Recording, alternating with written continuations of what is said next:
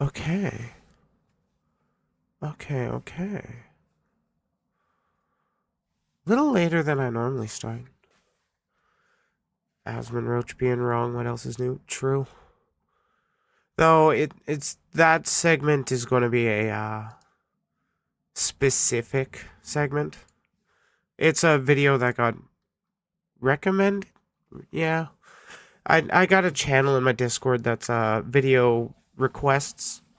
And somebody put that in the it put in a video that was titled Asmon was right, why I left Twitch. Haven't watched it. We're gonna watch it together. But I'm not gonna jump straight into the politics just yet. I'm gonna give people a little bit of time to pile in, because I know people usually don't tune in immediately. But then there's the VOD watchers that, like, it doesn't matter. When they click into it, it's always going to be there. Oh yeah, my earbuds. So I can listen to the music too. Oh, I'm glad I have that, what's it? The widget on screen now. That's nice to have.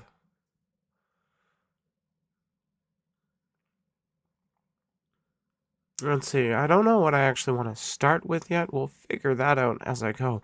If you can't tell, I'm tired as fuck. I got like 10 hours sleep, but it wasn't enough.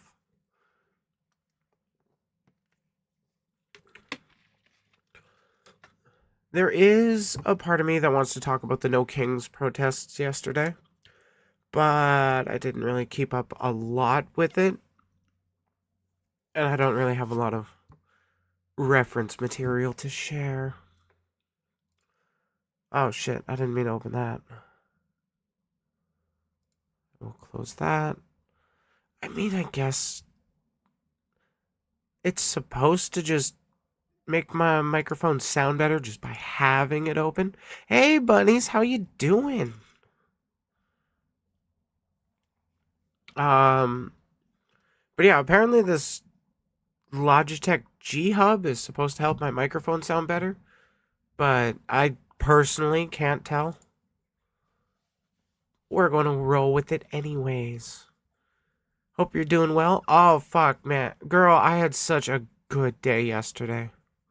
Popping in before dinner to say hi? Totally fair. You go enjoy your little dins. I don't know when your normal dinner time is. I just know we're close to the same, basically the same time zone. For me, dinner would be in about a couple hours. But I had a bit of a late lunch. Hey, Sushi. Fuck. It was bizarre yesterday, honestly.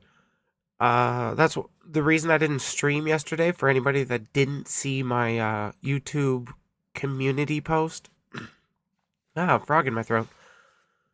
I went to a 1 second, I'm gonna go cough really loud.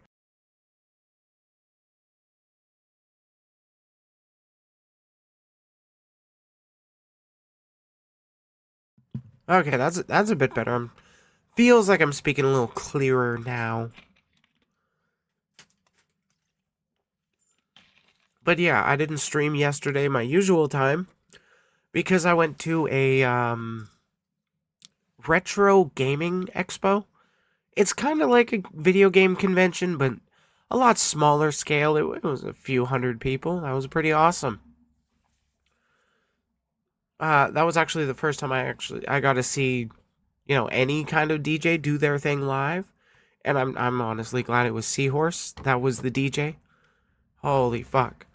There were other VTubers that actually showed up to the event, but I'm not 100% sure which ones were comfortable mentioning that publicly. So I'm not going to actually say who it was, aside from, Seahorse, because they did announce it. They made it pretty public. That, and, I mean, it's no secret that I live in Vancouver. However, good luck fucking finding me. I'm hiding in a crowd. But what I wanted to get onto is, like, That yesterday was like the fucking first time I've ever had one of those experiences where you meet up with other VTubers IRL. God, that was trippy. Seahorse's laugh in person just does not compare to on camera. I don't know how to describe it. It's so much more infectious when you're next to them. But yeah, yesterday was a pretty damn good day. Today I slept in a fuck ton because last night after I got home from the expo, I decided I'm gonna have some whiskey. So that was a fun night. You went to a meetup thing? Well, I went to the gaming expo where Seahorse DJ'd a set right before like they were the second last set before the expo closed, and then I guess the headliner was the dude who did the musical compositions for Super Meat Boy, Cult of the Necro Dancer. Fuck, he's a good drummer. And then after that, uh, a few of us hung around and we ended up going getting pizza together. There were four of us. And then we just hung out for like an hour or two and we just talked. It was pretty poggers. Like, unironically. God, I'm so glad I got to talk to them. They were a lot of fun. But again, I don't know if if they are comfortable with people knowing like they were there. So I'm not gonna tell you guys. Okay, let's see. What else do we got? We got the Newgrounds stuff. Really like the new model stuff? Oh yeah, 100%. Don't you worry about that, Jade. I have actually been recommended some stuff to improve the body of the VTuber, but I'm gonna like rip the head off of the VRM model and then transport it onto like a newer base body because I'm gonna be real. I don't like V-roids for their bodies and getting the tracking right. So I'm gonna put some effort into, doing that. But the overall look should still stay the same. At least the head will stay the same. I don't know about the outfit, how easy it'll be to transfer the outfits. Wish I knew how to do that. Girl, if I do figure this out, I'm 100% letting you know. But like I gotta poke a couple of those VTubers and be like, hey, you were mentioning kit bashing, and I can take the head from a V-roid and put it onto a kit bash body, and then it'll be better. Like the best of both worlds. But I mean, they're also enjoying the last of their weekend before they make their trip home, so I'll poke them during the week. Because I did buy a base body for practice, but I never figured out how to do the kit bashing part.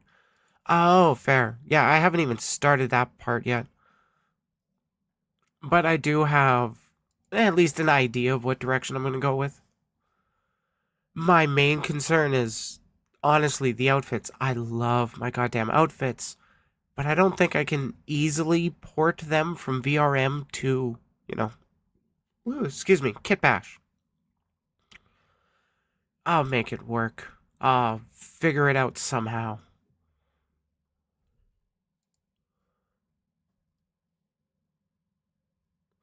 VRChat has a new thing for exporting outfits. Yeah, like the X-Wear stuff. I don't know anything about that, really. I've just seen people use it. Yeah, the X-Wear stuff. I've seen people mention it, but I have no idea how it works. So that's something I'm probably going to have to dive into.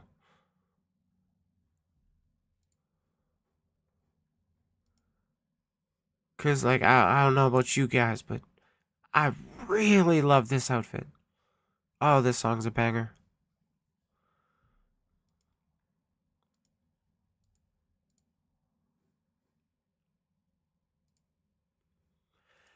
Yeah, that's going to be something I'm going to be diving into because ideally I would love to keep, my bodysuit that I've put time into making fit right.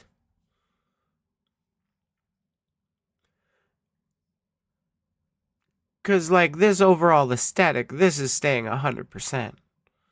However, uh, yeah, it's probably just going to be a nightmare to transport over, and I am no texture master. But, like, I need to keep at least adjacent to this aesthetic. The nice thing that I like about Fox Corp's stuff is that they don't care if you, like, use it for commercial or personal use. You just don't redistribute their textures. I don't know their actual pronouns or not, so I don't want to assume. If I ever figured out Blender modeling, I'll likely make better models from it. Oh yeah, absolutely. It's just a long ass process with this big learning curve. Jesus. Like at this point, I have the skills where I could make the body, even if it's not perfect. But I still need to learn, like, rigging, bone making, texturing.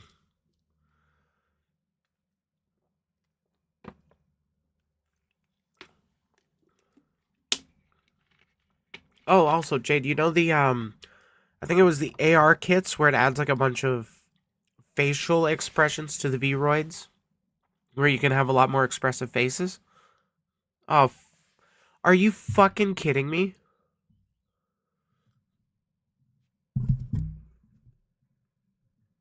That better not be the port? Hey, Aiden, it's been a bit. My earbud is dying on me. Ah, these $20 headphones are crapping out on me. It's so disappointing. What do you mean? Shit. Whoa. Vroid AR blend shapes, where it adds like a shit ton of blend shapes.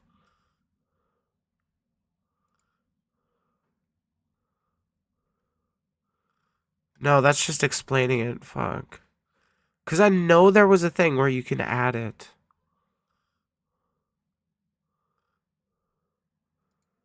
The ultimate guide to creating AR Kit 52 facial blend shapes.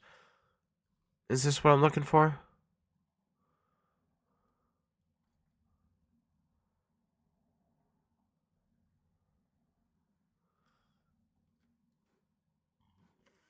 Excuse me. Oh, it's all distorted in my earbud and I can't hear the thingy. But like, you know how, Jade, we've got default like six or so blend shapes, like pre-made faces. There are ways to add like a ton extra, and then you can combine that with the same kind of I face mocap or something. That Apple product you have that some people have on their phones, where they can like shift their mouth to the side somewhat, puff out their cheeks, kind of thing. Yeah, you could add that to your Vroid and then rip the head off of the VR or the Vroid model body and then put it onto a kit bashed body. And then it's the best of both worlds, because then you don't have to deal with the skeletal structure of the goddamn Vroids. Because as I've learned, it has been a nightmare. I've been keeping up with the shorts in a few videos. Oh, nice. I just wish I had an idea how to kit bash. Oh, I can relate to that. Frankenstein's VTuber? Yeah, it's basically being a VRChat model.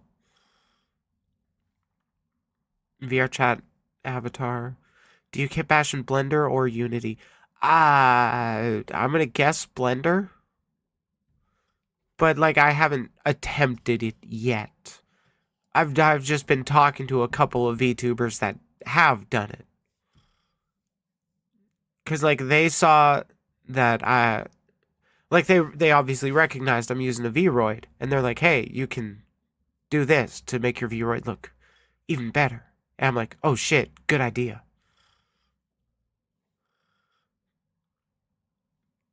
Because, like, I can make that into the Vroid I'm using now as, like, a VNeon avatar. And then I can also get it put into VRChat. So, I'm really hoping that would fix my tracking issues. Because I don't know why, but my chest and, like, some of the other trackers act like they're sitting in front of where they actually are. So my head will stay back, but then my chest will go forward, and I'm puffing out my chest. I've never been able to solve that issue.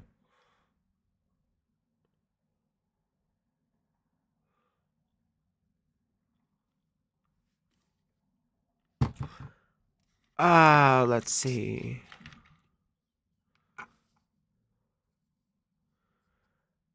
Been keeping up with shorts in a few videos. Yeah, I've been trying real hard to get back into the shorts game too. That is a fickle mistress. Cause like I I think I need to be funnier.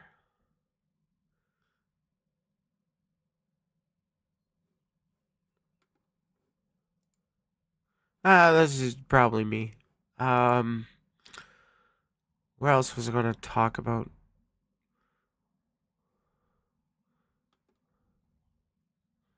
God.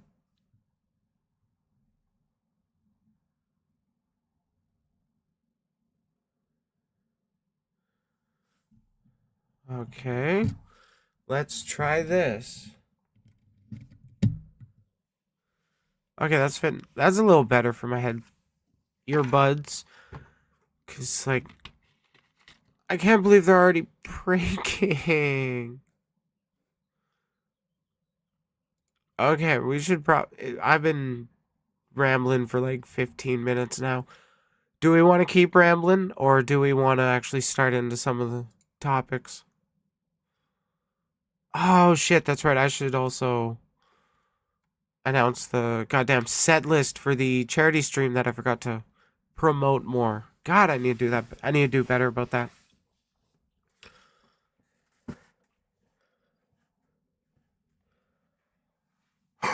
Excuse me.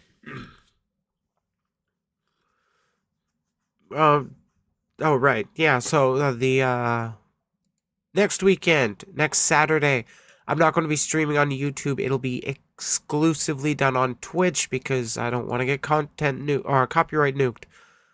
I'm going to be playing Rock Band 3 as a vocalist, getting drunk, and trying to raise money for Trans Lifeline. That's going to be a lot of fun. I have a 2-hour, 20-minute, 2-hour, 15-minute set list with the stream is going to be a minimum of 3 hours, and every dollar increases 1 hour of the stream. I'm only going to be going 8 hours maximum because, well, I don't want to be drinking that much. I kind of do, but kind of don't. Plus, I'll probably also wreck up my voice with that. Not like super bad, because I'm used to doing a bunch of different voices and even singing in some of them. It's just fun for me. But like to do it extended 8 hours plus drinking, I don't want to put too much strain. Or, consume too much alcohol. Though the drinking part is not going to be, excuse me, it's not going to be controlled by chat.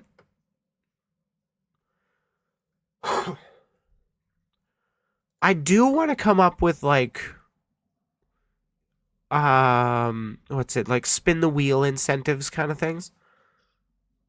I might have some different shots in the spin the wheel, like donate, I don't know, $25 and then I'll spin the wheel and then it'll have some alcoholic and then some non-alcoholic shots.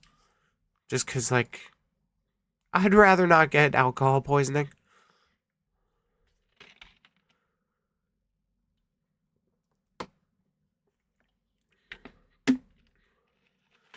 It's also all in when you upload. I don't know how much I agree with that, Sushi. Because, like, a lot of the stuff I post blows up later. Oh, I still have 7 days to die integration on. Oh, right. I didn't change the thumbnail for the stream either. It still says Nuzlocke. Oh, that's right. I should make a new going live thumbnail that actually fits the current look.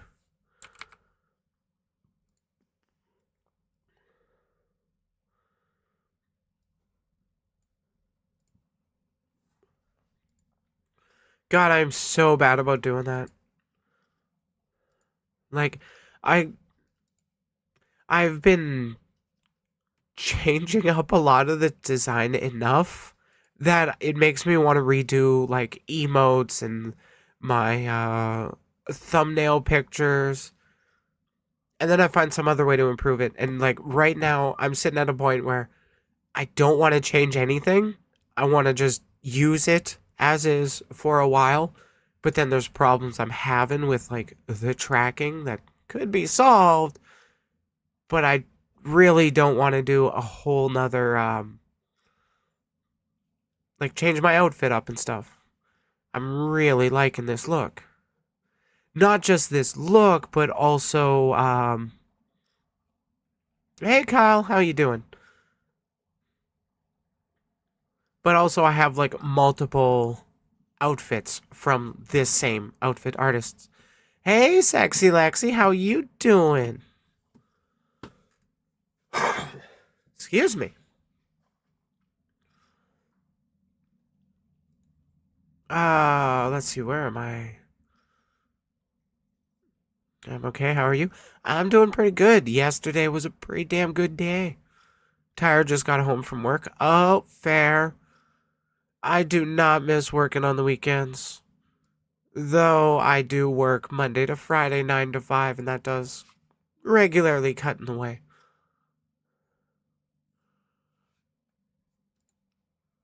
Like, it's a solid set schedule, but goddamn, I don't want to be up that early. It's painful. Hey, Seahorse, how you doing?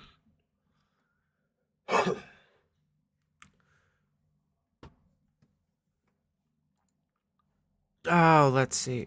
I haven't even started in any of the segments I want to talk about. I only know of like four off the top of my head that I really want to do that I have, reference material. You good? Just got back from lunch? Nice. Oh, hey Sky, how you doing? I am kind of thinking it might be time to jump into talking about some of this stuff. I did get it's not going to be like a super, I don't think, anyways, like in-depth video, but I had a friend that recommended the complete history of the Soviet Union arranged to the melody of Tetris, and it's like a 7-minute video from 14 years ago. Jesus Christ, I do not feel bad about stealing that content. Um, Newgrounds, if you guys remember that website, it's still around, and they actually put out an article about how to detect AI in the Newgrounds audio portal. Then there's also some person that was saying that Asmon Gold is right, why I left Twitch, video from 3 weeks ago, and I'm just going to assume he's wrong because I've heard Asmon Gold speak before. And then I also got a little bit of an article to talk about from Deadline. I don't know how much I trust them, but I mean, the important thing is Disney is going after Midjourney, and I want to talk a little bit about that. So the real question is, oh, hey Alice, how you doing? So the real question is, where do I actually want to start? Does anybody have some preferences? Cast your vote.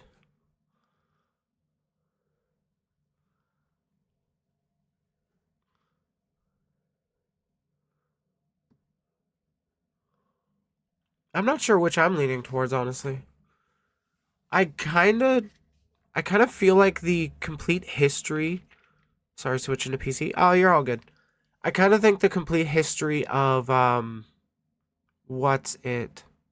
Get the Asmon filth out of the way. Yeah, that might not be a bad idea. Because that definitely feels like the most negative part of the stream. Oh, I do have a video relating to the No King's Day stuff that my wife sent me, and oh my god. Old grounds. Old grounds. Asmon gold. More like Asmon. Wrong. Got him. Yeah. I don't know how he'll ever return from that one. Okay, we can talk about ass mold first. I'm just going to make sure my studio is set up right. Cool.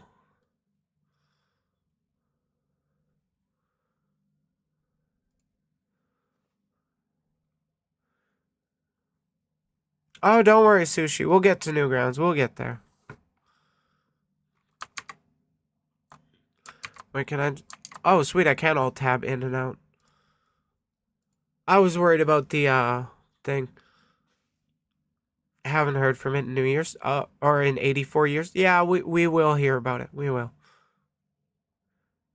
But while the person is talking, I'm going to turn off the music. I love that soundtrack, though.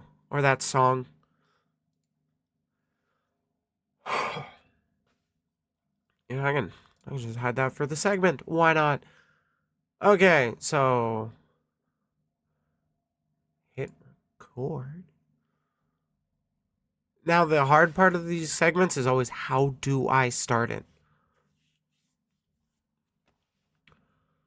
Asmon Gold has been talked about pretty frequently recently over many different things. And I got suggested a video. I have no idea about the actual contents. I just know it's titled Asmon Gold is Right, Why I Left Twitch. It's from a channel called Minstrel Muse. About 4,000 subscribers on YouTube. And, well, we're just going to have a look and see what they have to say. Hey YouTube, it's your girl Briley here, coming at you with more Asmon Gold.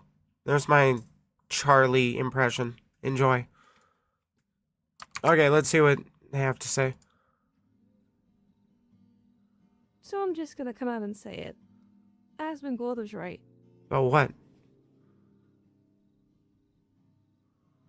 Hi, hello to those of you who are first tuning in, or those of you who have been here for a while. My name is Minstrel. I'm a small indie VTuber who's been a part of the indie space for around 1 or 2 years. And in this video, I want to kind of explain, I guess like part of my journey and why I'm swapping from Twitch over to YouTube full-time, and my experience with Twitch overall. I started with Twitch. Volume is really low? Good to know. Why is it so low? Weird.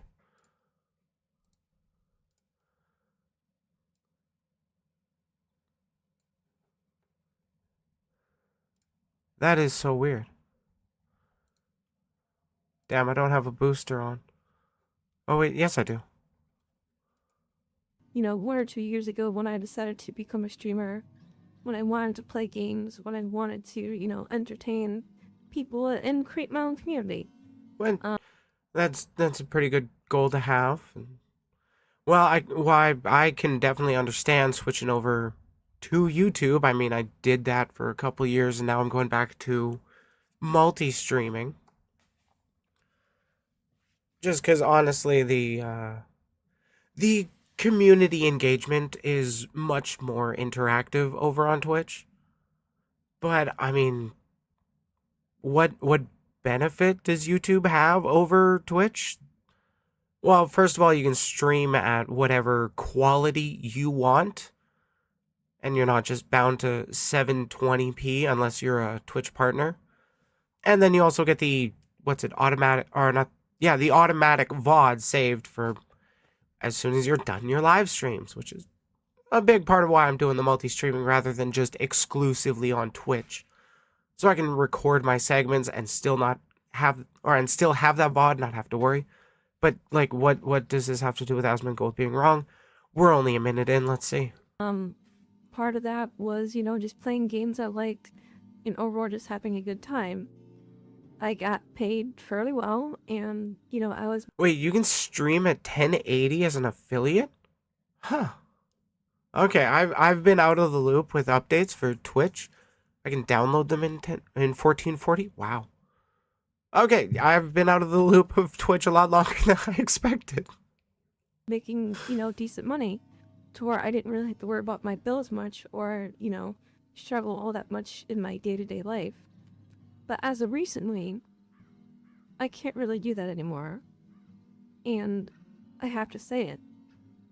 It's because of Hassan Piker.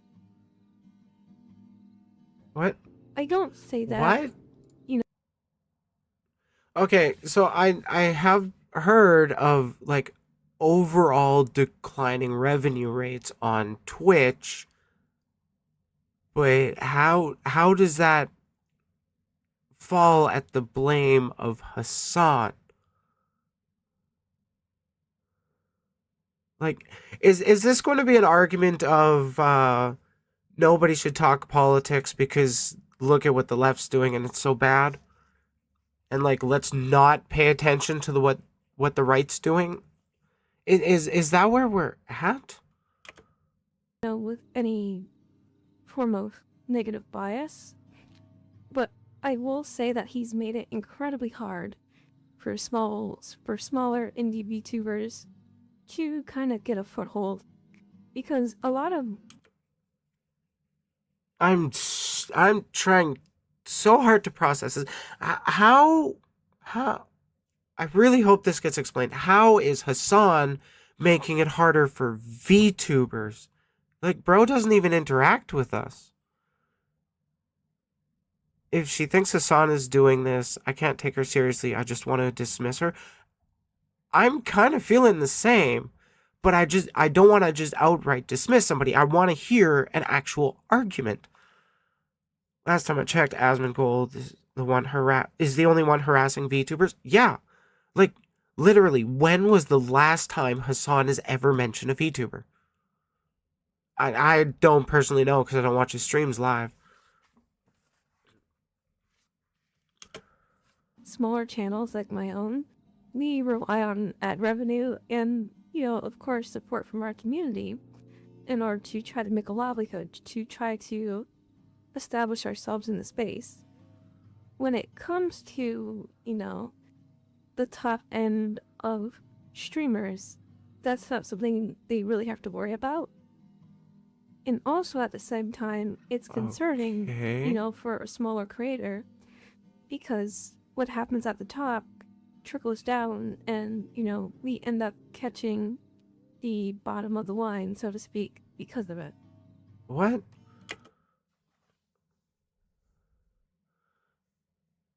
I wish I had hand tracking right now so you guys could see me rubbing my forehead.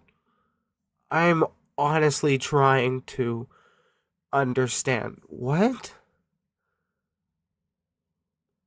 What flack is anybody getting?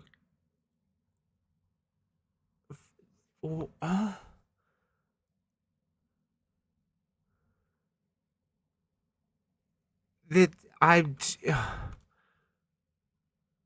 I'm just going to keep playing. I want to start by saying I enjoy Twitch. I think Okay. it's a great platform to make friends on. I've made friends. I've met so many good people on the platform. That I can agree with, but, like, how are the bad things not true also with YouTube? Like, in fact, I think it's kind of not great on YouTube. There's no perfect platform out there. Sounds like this is going along the lines of, this is why I must not be successful.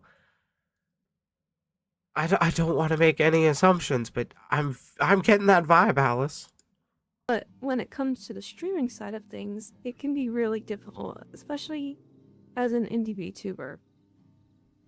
This isn't really a video to, go, oh, woe is me, woe is me, I'm a small creator. It's more or less to point out the fact that, if there's one grounded creator that's in reality, I would have to say it's Asmongold.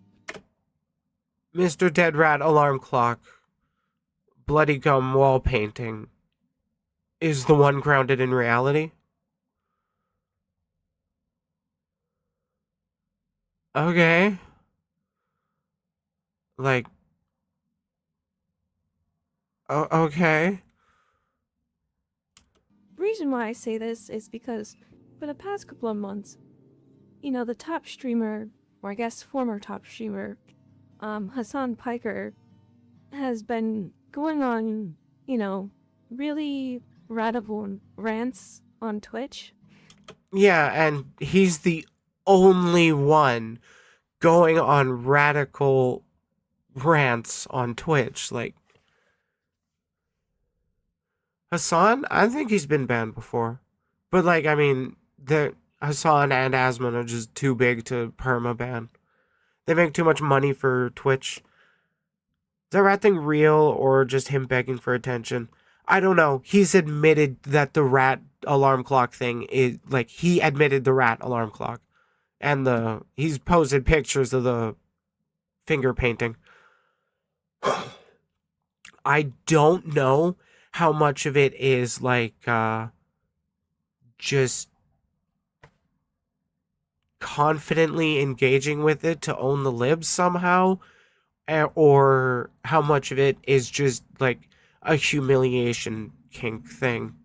Because maybe he likes it when people keep bringing that up as detractors and then acting like he's the big, strong, tough man. But, like, no, the rat thing is real. He's been saying really outlandish things that are quite frankly just really uncomfortable to listen to or to. Like saying that it's grooming to want trans kids to have access to medical care. Oh, wait, no, that was Asmon. Even, repeat in terms of like video clips and like full context. If you want some of that stuff, you can gladly search the internet for it. I'm not going to bring it up in this video just because it's just not something I want to talk about. Yet you are talking about it. Like, it is quite widely known that Asmon has the dead rat thing, and I'm also not pulling it up, frankly, because I'm lazy. That being said, he has harmed the Twitch ecosystem quite a bit. How? And in doing so has made it harder on smaller channels to really gain a foothold because of, the radical things that he's been saying, the, popular. Radical things? Please, like what? Okay, what has... I'm trying to think of the most radical things Hassan has said. I know he's had Houthis on stream. I know there was a take about, like, Luffy from One Piece would be branded as a terrorist by the world government, and he's not wrong there. Relation that he has surrounded himself with, and the overall issues that have come because of it. He said everyone deserves free healthcare, and the rich are the bad people. That's super radical. Oh my god, I forgot about that. Man, is that really what they have? Because, like, can you at least... I just wish... I don't know their pronouns. I'm just going to go with they, them. I really wish this person would act, like... Even if you're not going to show the thing directly, can you be a little more specific with what Hassan has been saying? This so far feels like it's been a vague tweet in the form of a video.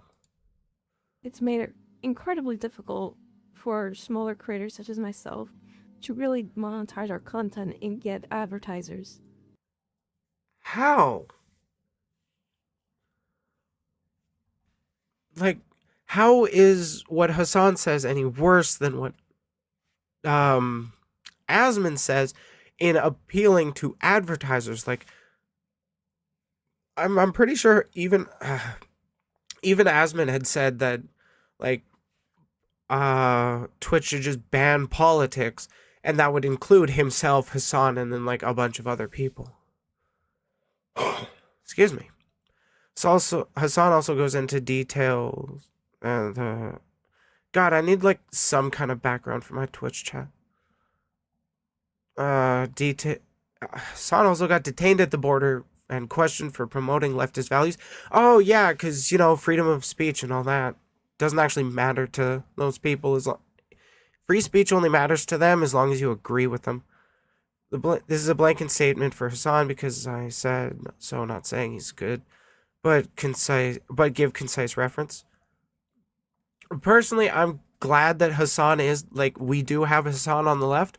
Do I fully agree with all his actions? No, I don't fully agree with anybody's actions. But I'd rather him be there than not. Do they think Hassan caused the adpocalypse type thing? It feels like that's what they're implying. That's the vibe I'm getting. And so if you move to YouTube, the platform where the adpocalypse was coined, yeah, and like it even feels like some advertisers are also starting to pull out of YouTube a little bit. Cause like I don't watch ads on YouTube. I pay for the premium just because I can afford it. And I cope with thinking that the YouTubers I watch get just a little bit more ad revenue from my view. And that's enough for me, I guess. But it's mostly to avoid those fucking ads. That said, I did recently watch a video by a Saberspark talking about the current state of ads on YouTube. And a lot of them are just cropped porn. And yet people are getting banned for ASMR content. It's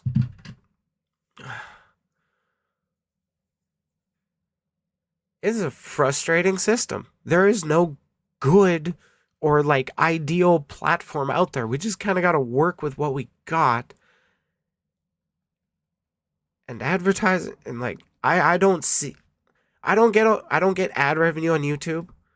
I'm not even in the Twitch affiliate program. But it just seems like ad revenue is not the main section of streamers' income. Maybe that's just my bias from not seeing it, not being a part of it. Using the YouTube Music service you get with YouTube Premium is better for musicians than Spotify by a large margin. Oh, really? Oh, good to know. Maybe I should just switch over to YouTube Music then. Because I've been using Spotify for years. Just because it's what I've been using. It's what I'm used to. God, I've seen some really creepy AI porn sort of ads on YouTube. It's so uncomfortable. That's what I've been hearing. Time for Briley to make music. If I had the time to dedicate to learn to composing, yeah. I would love that. Spotify is destroying indie musicians. Damn it. Yeah, I guess it's time I do the swap over to YouTube Music. And revenue is not the highest proportion, but it's been a larger proportion of revenue than I expected it to be. Oh, okay. Let me know if you ever want to talk about that. Oh, Seahorse, gender neutrally, girl. I would love to talk about that. Just like I don't want to bug you because I worry you're busy, and you know how anxiety is. Anyways, we're getting distracted from the video. Now, it could be a good thing, it could be a bad thing, I'm not sure. But the overall ecosystem of Twitch is going to shift drastically in the coming months. My prediction is this. I feel like if Hassan keeps going with his current, rhetoric and, radicalization of his audience, we're going to see a drastic shift in both the TOS and the way Twitch is overall viewed by the public eye. Because We could say the same thing about Asmon.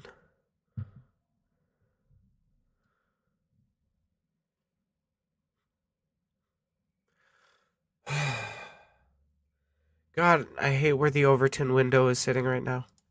in normal circumstances, Twitch is seen primarily as a gaming platform, at least to my knowledge. Fucking... Anecdotally, I've heard more than one person, IRL, I've met out in public, refer to Twitch as like softcore chatterbait sometimes. Especially if you look at the VRChat category. I'm all for saucy content, but let's not act like Hassan is the only problem, please. But it seems like in these past few months, Hassan got suspended for reading a shooter's manifesto recently, despite being something he's done without Twitch caring. TOS seems to be closing on him a little. Oh, okay, I didn't realize that.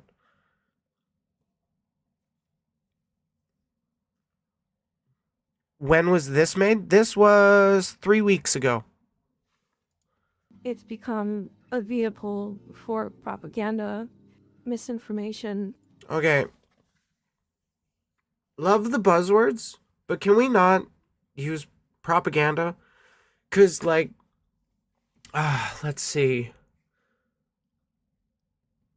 Because obviously we don't want these types to influence our children in order to spend their money unnecessarily on things they don't even need. Because, like, nobody needs cereal commercials. Like, propaganda is such a wide word. But when people tend to use it, it's just, let's talk about, or let's just only affix it to the thing I don't like and not pay attention to the other kinds of propaganda out there, like what Asmongold also has to say. And also, I would definitely argue that Asmongold is far worse about misinformation than Hassan is. Infighting, bickering, drama, and that's just not a platform. He said in an ideal world there would be a not safe for work and safe for work VRChat cat. What? I mean, we're kind of getting closer to that with the age verification and like keeping people like kids closer to kids and adults with adults. It's not perfect, but it's a step in the right direction. At least in my opinion. I want to be a part of or really support. That being said, I do. Okay, if you want to just move away from Twitch because you feel like it's leaning in directions you don't want to associate with, that's fine. No one's going to force you to stream or make content for a platform you don't want to make. Just be a little more balanced with what side you are thinking is the one causing more problems. Appreciate Asmongold's position in trying to. Sorry, 10 times was in reference to Asmon spreading misinformation. Yeah. No, I get you. I get you. In this case, get Hassan Piker banned. And I don't Wait, blame what? him for the state. Like, did I mishear that? I do appreciate Asmongold's position in trying to, in this case, get Hassan Piker banned. And I don't. Wait, was this around the time? I wonder if this was around the time where it was, Asmon saying all politics should be banned on Twitch, despite there being a literal category for it now. Or is it just more pushing of like, he's a totally violent dude, and by the way, he supports trans rights, and if you want to trans the kids, then you're a groomer, and therefore violence is okay against you, and we're not going to be called out on that because we're too big and scary. Blame him for the stance that he has currently. Making a If preference you've seem like a ever moral watched decision, kind of Asmon cringe, Gold, to or be if honest. you've Yep. ever seen his content, sometimes he can come off as a bit harsh, but I would argue A bit harsh. Like he was saying he was happy.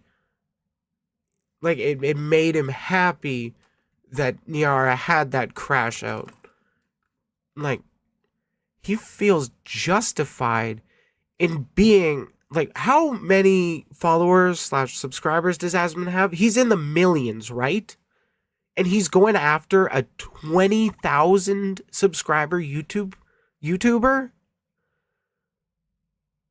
Like, these people just seem they act justified in what they're doing because they don't understand what's going on. Wow, this person really drank the Kool-Aid. Yeah. that he's a well-rounded and grounded individual who understands the politics and inner workings of Twitch better than any other streamer on the platform. I would say overall he's a necessary evil in terms of trying to make the entire Okay, so at least she's called Asmongold evil. That's more than I was expecting in this video. platform better.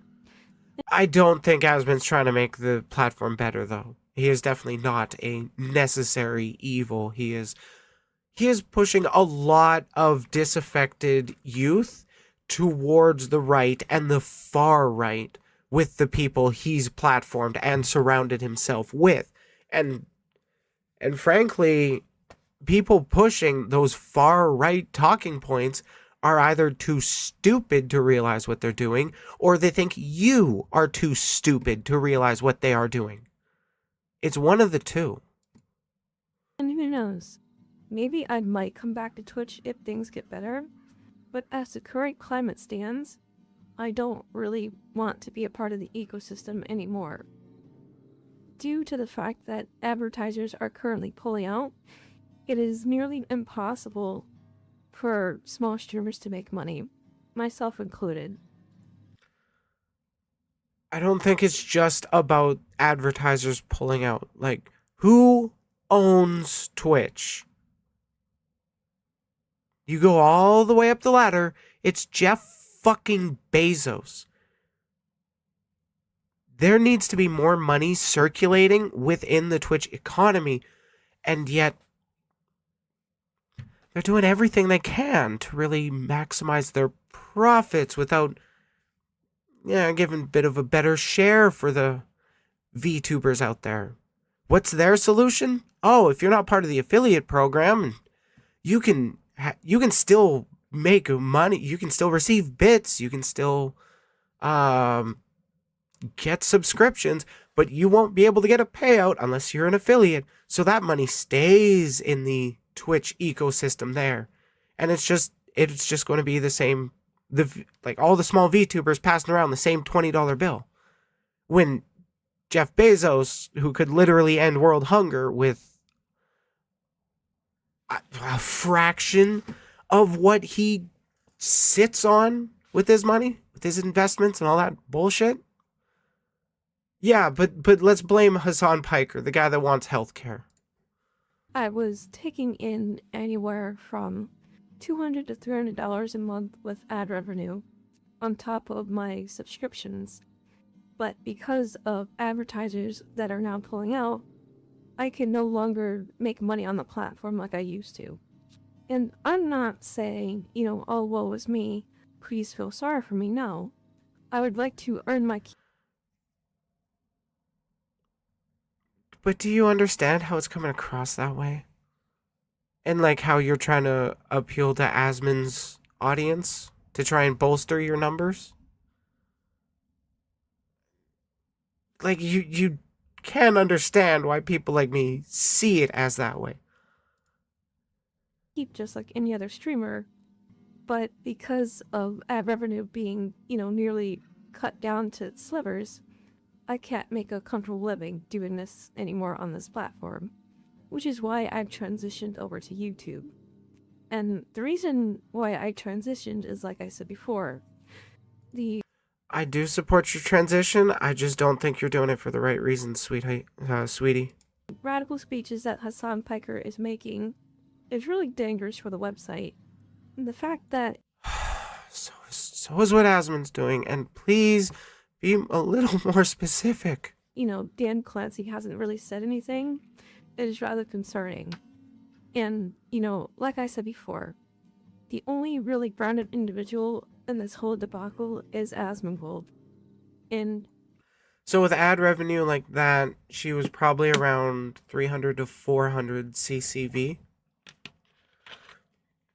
So not necessarily a small.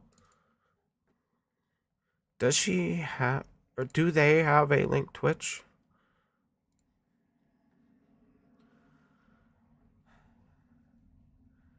I don't want to judge numbers, but does that math to anybody else?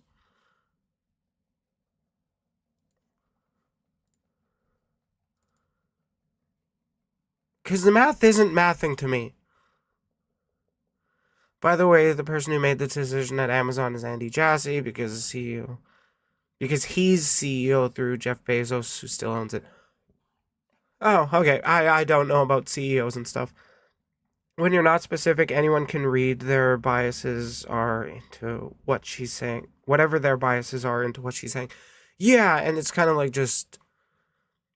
Also, it sounds like you're talking about tags that were demonetized, like the politics tag or the sexual themes tag.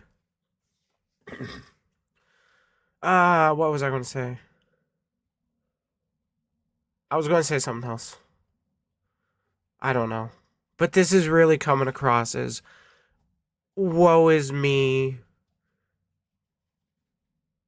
What is this person's name? Minstrel Muse. So I kind of want to look at what else she... These types never have their pronouns in bio, so it's like hard to...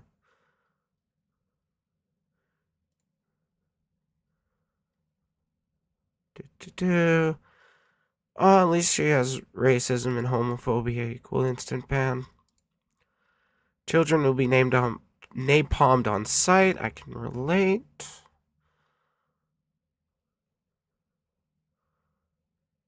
Yeah, I don't see any pronouns. So is it safe to assume she, her? I don't know.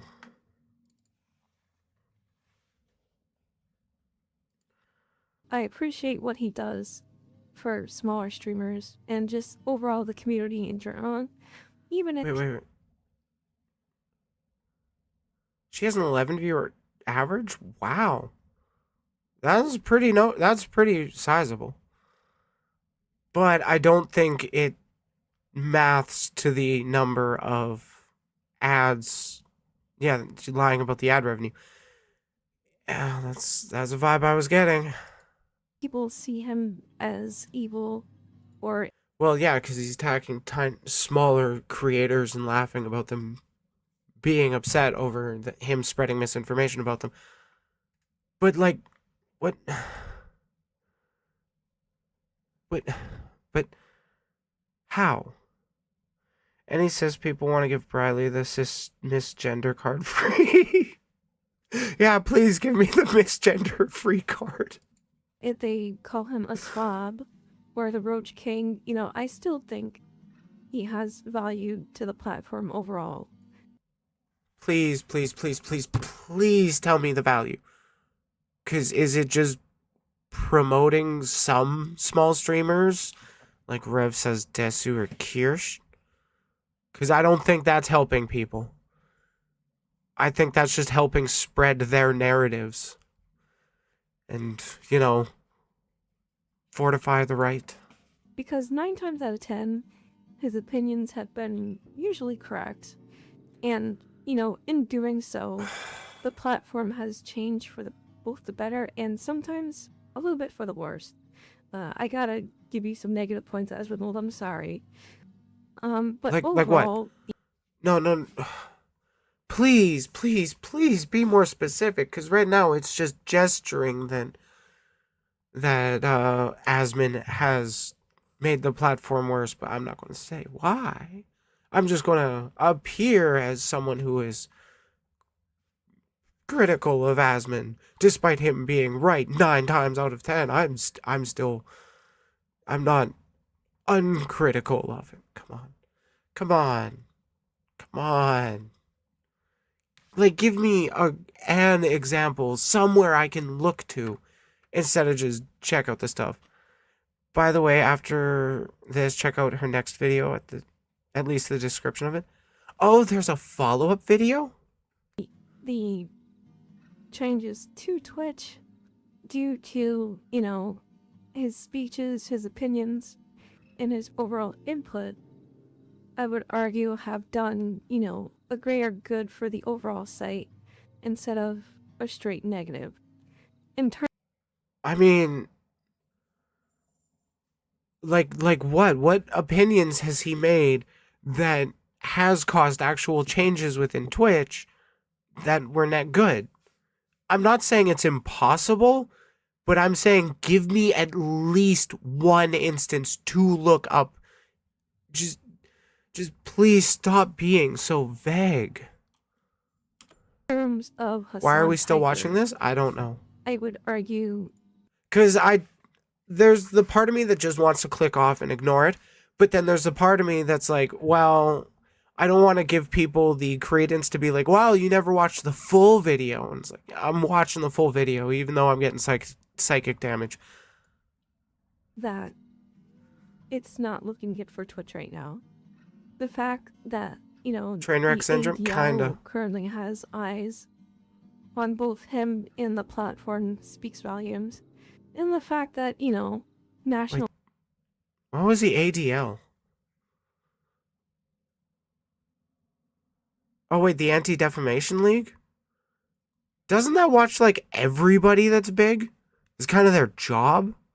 headlines are covering, the things that are happening on the website should, spread the message all the more and make it all the more clear as to what's going on here. It's not okay.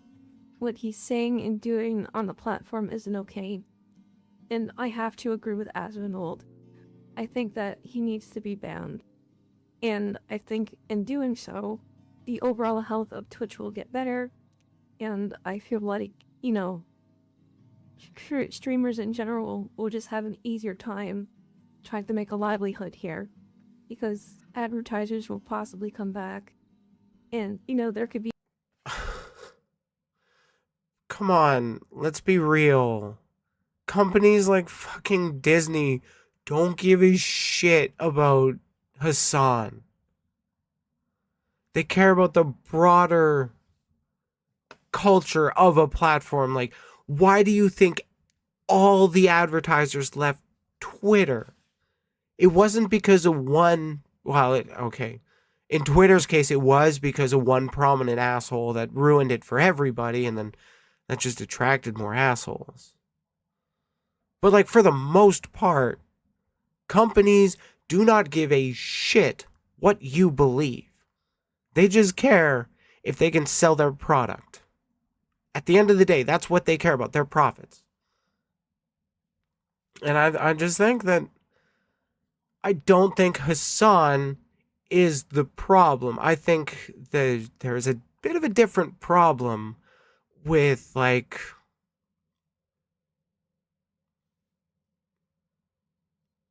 I don't know how to phrase it. Do you ever see this, the person that talked about how Twitch was considered in marketing? No, I actually haven't heard of that. If you wouldn't mind linking me. some semblance of monetization. But in the current climate, I don't think that's possible. And that being said, I don't think I'll be returning to Twitch anytime soon, at least not until major changes are made at the top end level to where they won't, overall hurt the site. And Yeah, but this person's like Hassan has next to zero pull to influence the changes. Yeah, but this person is saying like the only influence that Hassan has is pushing away advertisers because he says stuff like "eat the rich." I don't know. Basically, Twitch is experimental, so it is an afterthought. Yeah, like I get the vibe that a lot of, for lack of a better term, serious businesses don't take, like the money that could be generated on Twitch and YouTube as seriously as I think they should. I don't know if that's the right way to phrase it. I should have smoked more weed. I'm praying for Twitch because Twitch is a wonderful place to be. It has great communities, great people, and you can make a lot of friends there. But currently, at this point in time, I don't feel comfortable being there as a small-time creator. That's all I really wanted to say in this video. And, I hope Serious businesses don't consider Twitch useful. YouTube, yes. Twitch, no. That is fair. Yeah, YouTube has like billions of users. Like it is the video platform. I wish we had an option.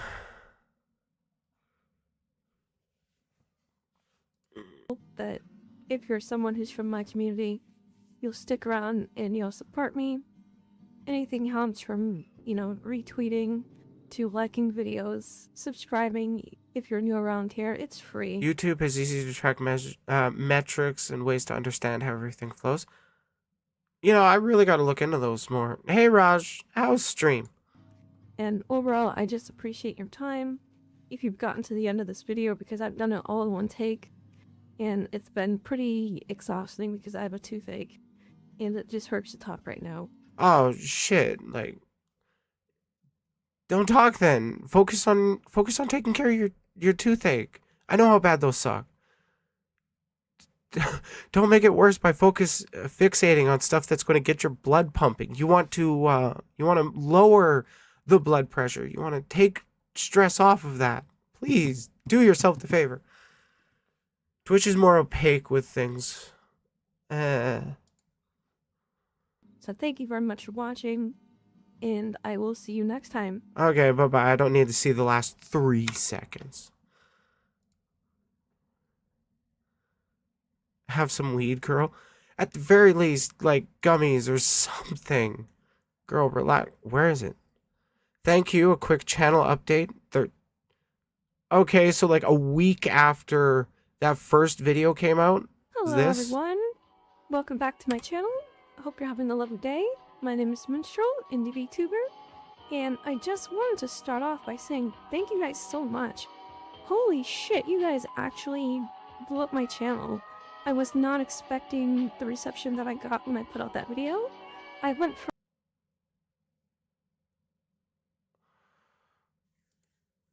from a whopping 430 subscribers to an amazing 3.8k. Oh, that's so disheartening.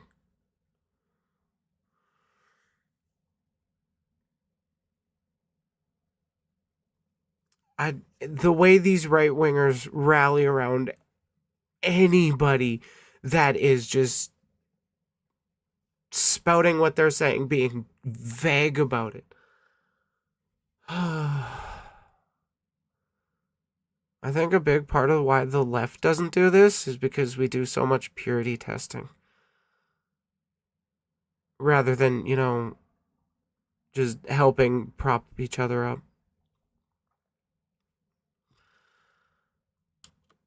I am absolutely blown out of the water that you guys showed so much support. Big shout out to Asmon Gold's community, and an even bigger shout out to Ember Paradox, who covered my video in a react and outlined, my grievances with Twitch and everything that I was explaining before. Just a huge, huge thank you guys so much.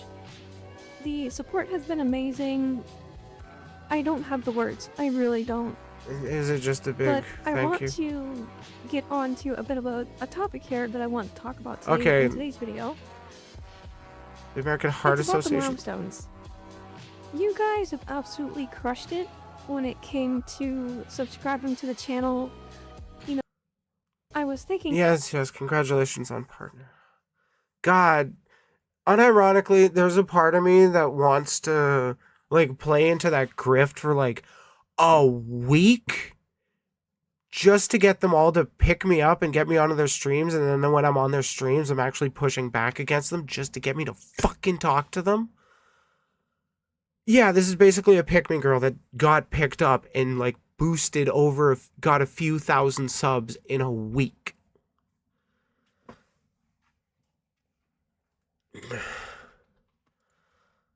Perhaps a 12-hour charity event for the American Heart Association. They're a good organization. They help people with heart problems. And I recently lost a family member to heart complications. They passed away from cardiac arrest.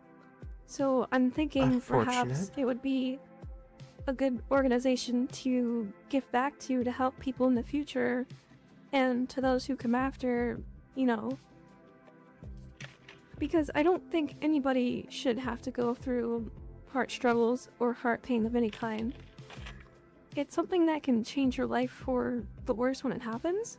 True. And I would appreciate, you know, the research and the time and the investment that goes into coming up with new ways to heal people, to cure people struggling, you know, with heart issues. And Man, if only there was somebody that was advocating for free healthcare. Shame. I just overall think it's a good cause to be a part of. So I will be making another announcement about the fundraiser charity stream for the American Heart Association. I'll make a whole big video about it. I'll create a link for it so that you guys can donate and send your money to. I'll stream for 12 hours. It's just about okay. Come by. I do hope she raises a decent amount of money for her charity stream, but like, man, this is just fucking highlighting why I hate the left. Like, I am never going to switch over to the right because I say the things I believe, but there are times when I really fucking hate lefties. But I will always hate the right more. Oh my god. Well, I'm glad we got the psychic damage segment out of the way first. And if only there wasn't somebody who recently destroyed medical and scientific research in the US. True. Like, this is why people need at least some goddamn political literacy. It's bad enough that these types don't have media literacy, but to actively avoid political literacy is just getting us further or digging us in further into where we are now. People need healthcare. We need so much stuff, and yet the rich are not wanting to pitch in their fair share of your money. God, people really need to start thinking that profits are stolen wages, because that's what they are. Profits are excess money generated by a business that goes to the owners. It never increases to, or it increases to the lower workers so infrequently. God damn. That was not even remotely the type of psychic damage I was expecting. I know, like, I thought it can't be that bad clicking into it, but I mean, still, she is totally fair or totally valid to switch over from Twitch to YouTube if that's the platform she wants to focus on. I mean, I did that too. However, I didn't do it because I didn't switch over from Twitch to YouTube because I didn't like the big streamers that politically disagreed with me. I wanted to multi-stream at the time, and when I did leave the affiliate program, multi-streaming was locked behind, like, you couldn't multi-stream if you were an affiliate or a partner. But, I mean, things change. We'll see what happens with the future. Again, I do hope that she does raise money for the American Heart Association because, well, all medical research needs more help.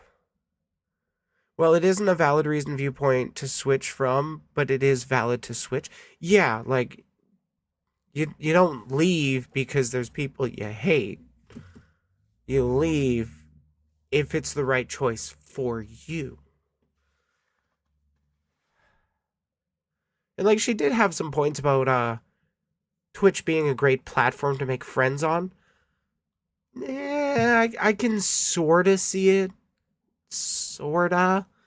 Cause, like, I mean, I've made friends with VTubers that have popped into chat today.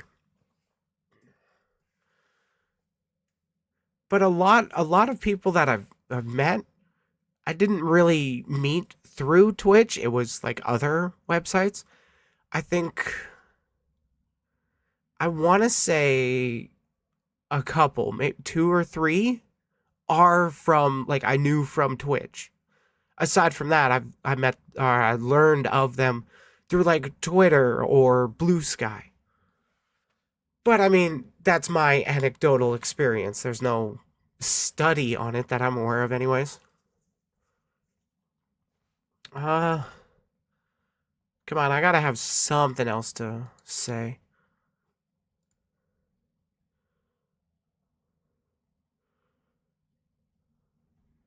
I guess not. Maybe the segment's just ending.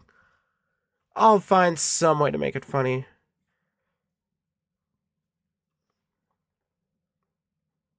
Yeah, fuck it. I'll figure out a fun way to cut it.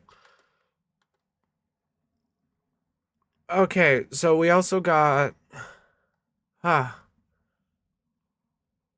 am yawning because I am tired. We got 3 minutes of a funny video. That's probably not going to be a segment, but it's just fun and cleansing of the soul. So I might save that for, like, the very end of stream. So I'm still deciding what do I want to go on to next. Is it Disney versus Midjourney? Is it Newgrounds? Because, like, Newgrounds is surprisingly or potentially surprisingly based. I haven't fully looked through this article, but I did give it a once over. And then there was that fun video about the Soviet Union arranged to the melody of Tetris.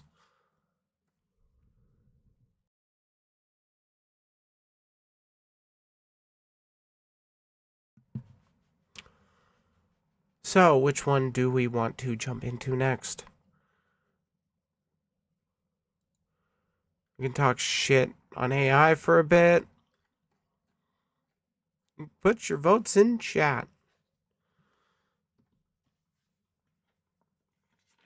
I'm trying to decide actually between Newgrounds or Midjourney. Which do we talk about?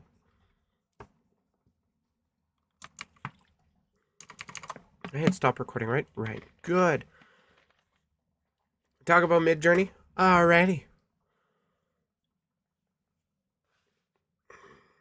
Alrighty, Sushi. Take care.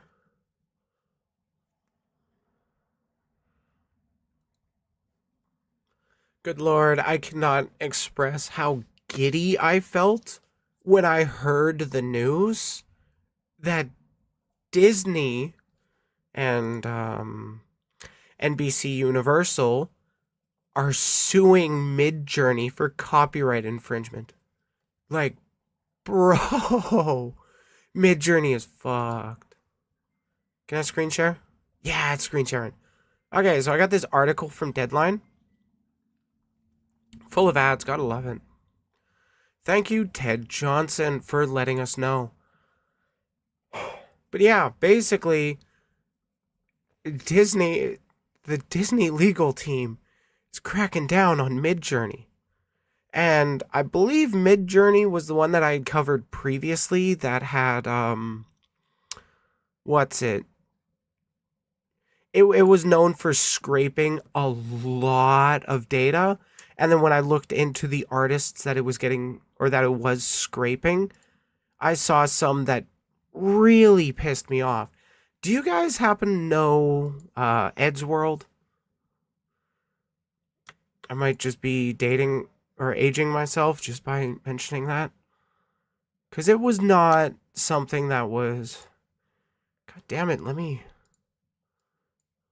I'm trying to fix something, don't worry about it. It was an older YouTube series. Or not YouTube series, I think it was actually done in Flash. I need the background. I needed to have some opacity.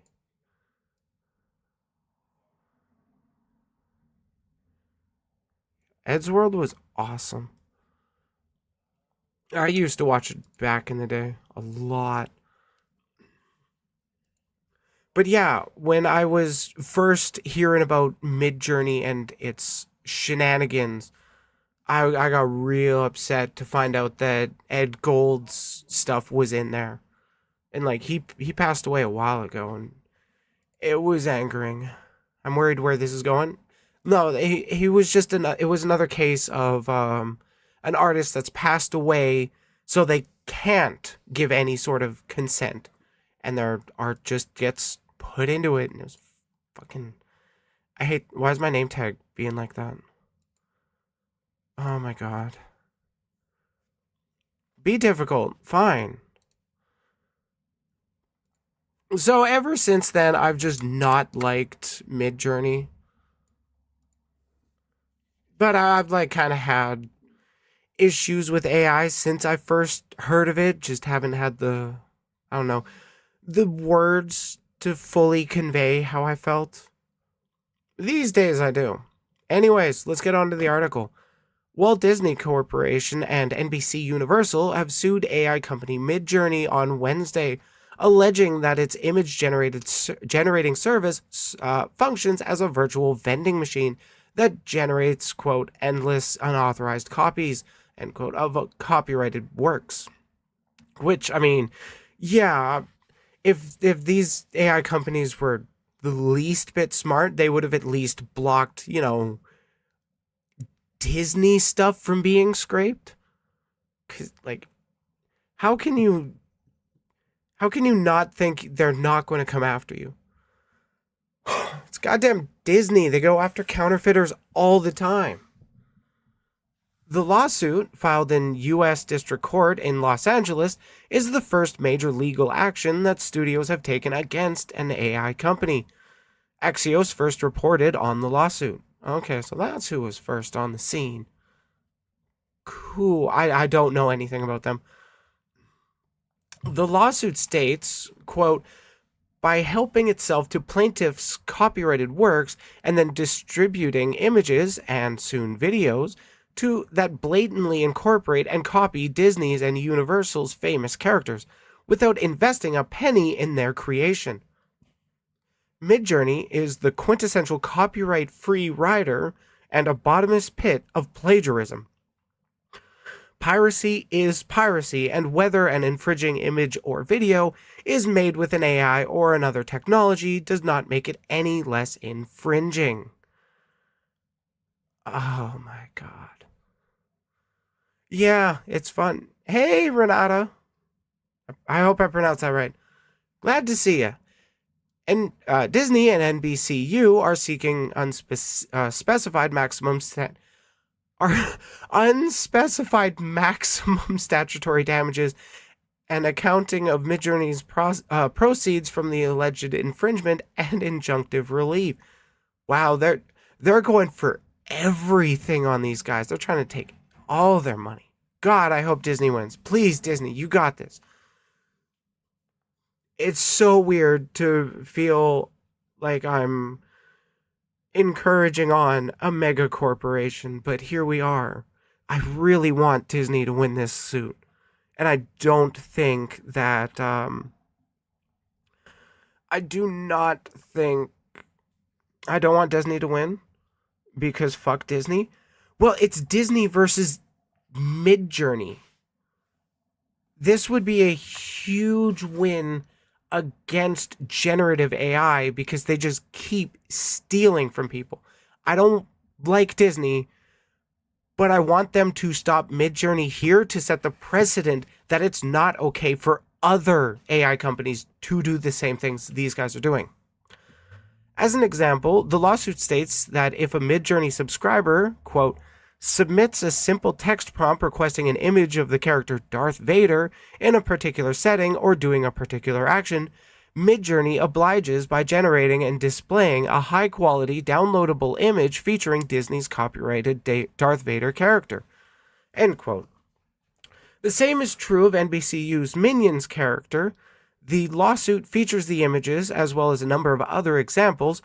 Representatives for Midjourney did not immediately respond to request for comment. I wonder why they haven't. Maybe I'm a bit pessimistic about believing them losing to Disney will help anyone. I'm willing to bet that the precedent set by this first fully legal case would make them at least more wary about where they're scraping their learning. I don't know how it works fully. Because we know they want to control the AIs. Yeah, that's true. Fucking Disney is not above AI. They've used AI in plenty of their shit. But at the very least, it's a little more ethical by Disney standards because they make their actors sign into it. So they technically do get consent. I'm not the biggest fan of it at all. But it's more ethical than what Midjourney does. And at least it's a step in the right direction, goddammit. The lawsuit also delves into the use of copyrighted material to train AI models, a practice that is the source of fiery debate between major AI firms and content companies. The lawsuit noted that Midjourney has been teasing a new video service, quote, meaning that Midjourney is very likely already infringing plaintiffs' copyrighted works, end quote. That's how they train their model. They don't fucking... Oh, God, I wish I had that article where the dude from Midjourney had just openly said in an interview that, that of course they don't get, consent to scrape or use the data or the media in order to train their thing. There's no way we could or keep track of all that. How do we find it? That's your problem, dude. That's how copyright works, man. Get used to it. I mean, copyright system ain't perfect. But in the society we live in today, I'd rather we have it than not. Excuse me. As Congress has weighed new laws to regulate AI, the official position of Motion Picture Association has been that existing copyright law is sufficient to address a new front in the piracy wars. The MPA has emphasized the need for flexibility, including leaving up to the courts to decide whether the use of copyrighted content in training models is a fair use. I don't think that's a solution. I don't think just leaving it to the courts is fair use. Yeah, Disney winning is kind of an unknown.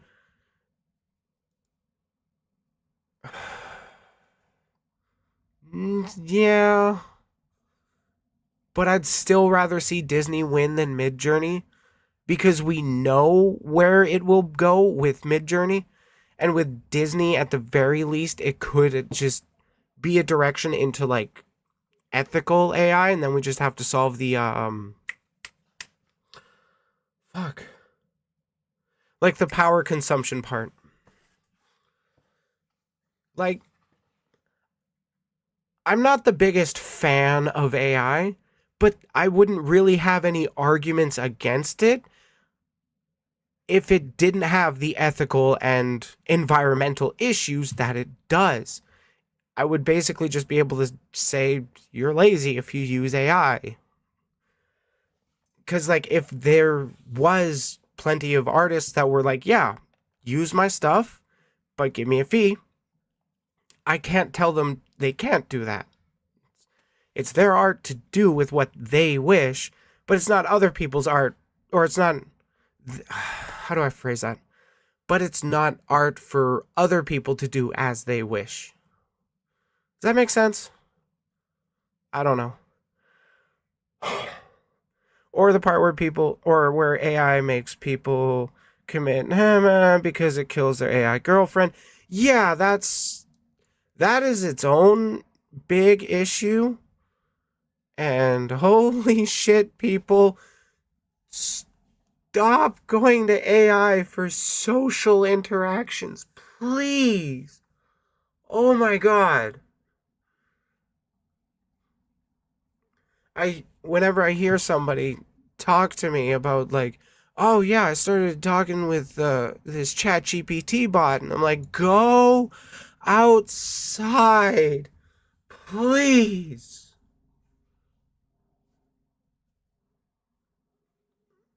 What was that movie about the dude falling in love with AI? Because, like, there was a movie a while ago, kind of like touching on the part of what it means to be human, what it means to love, and it's like these types of people didn't get the meaning of the video or the movie. Or maybe I'm just remembering the movie wrong. Okay, where was I? The New York Times and book authors, among others, have sued AI companies over the use of copyrighted materials, but the studios suggest that Midjourney's use of copyrighted works was more obvious. Like, please tell me you got the link to that. I don't know if it says it. Quote, this case is not a close call under well-settled copyright law. End quote. The lawsuit states, adding that Midjourney's, quote, Midjourney, quote, sells subscriptions to consumers so that they can view and download copies of plaintiffs' valuable copyrighted characters. That is textbook copyright infringement, end quote. Ooh, excuse me. People who can't imagine another way have often had their imaginations manipulated by some form of justifying ideology. Yeah, that's very true. Okay, the studio claims that Midjourney could implement protection measures to prevent its image service from generating infringing images, but it has not done so. The studio said that before the legal action they had asked Midjourney to take such action, but this has quote, continued to release new versions of its image service, which, according to Midjourney's founder and CEO, have even higher quality infringing images, end quote.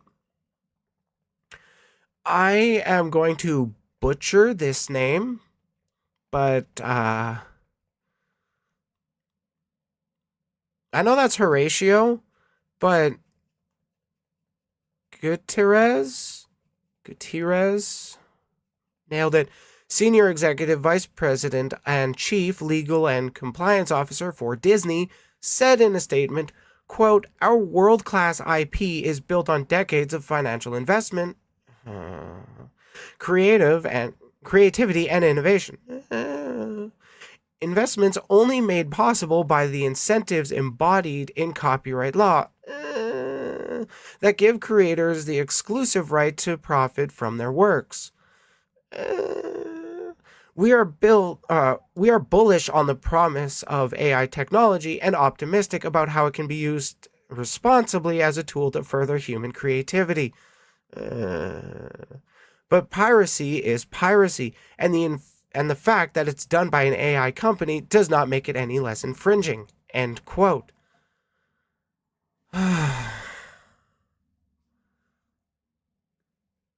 Yeah, okay. Kim Harris, Executive Vice President and General Counsel of NBCU, said, quote, "Creativity is the cornerstone of our business.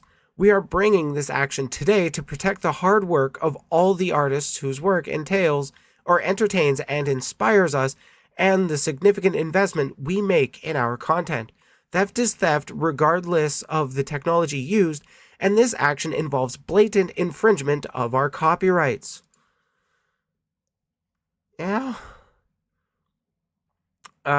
Charles Rivkin, chairman and CEO of the MPA, said in a statement following the lawsuit, quote, "Strong copyright protection is the backbone of our industry. A balanced approach to AI that both protects intellectual property and embraces responsible, human-centered innovation is critical for maintaining America's global leadership in creative industries," end quote. Studios are represented by David Singer, Julie Shepard, and Lauren Green of Jenner and Block. I'm guessing those are the lawyers. I don't know anything about them, but goddamn, I'm just such not a fan of AI at all. There was a time where I was like, I can't really give that much of a shit if you're just going to use it for reference and then have a real artist come in and do it. But then it's like the prompts you would put in to generate that first bit of reference material that's what you tell the artist. Like, we don't need AI at all. I don't like that it's being promoted as like this big next thing for technology. And oh my god, I don't know. I At the very least, I do want to see Disney win this so that we see less AI scraping from stolen works. Because, yeah, the big things are, or the major complaints of why I'm like fully against AI in its current state is the ethical reasons, the stealing of all the media, and the environmental reasons. Like, we don't need to keep burning down a rainforest every time we want to see a funny picture. God, I miss the days of the low effort MS Paint shit posts. Those were golden. Where'd they go? They got turned into AI. It's AI slop now. Most of the promotion stuff is just gaslighting and bullshit. Yeah. Because, like, it's the main concern, I would say, is like one of my personal biggest concerns is the deep faking of stuff and like being able to generate not safe for work media over people that don't want it done to them. Like, I wouldn't be surprised if most of you guys don't go on Twitter because it's a fucking toxic cesspool. But so often, especially lately, have there been people just responding to pictures of, people posting themselves? Grok, can you make her have yogurt on her face? And it's like, that is just sexual harassment. Leave people the fuck alone. Why is this being allowed by these companies? AI could be good, like finding cures to diseases. It's been taken over by grifters. Oh my god, you're making me think of something. I hope I still have it bookmarked. Or you can be autistic like me, who is dissatisfied with the process and just goes sans reference and brute forces the process. No, totally fair, totally fair. The important thing is that people follow a creative process, and inputting prompts into an AI is not a creative process. It's the start of a creative process, and it can't be the end goal of said creative process. Where is that video? I must have bookmarked it a while ago. I really hope I didn't unbookmark it.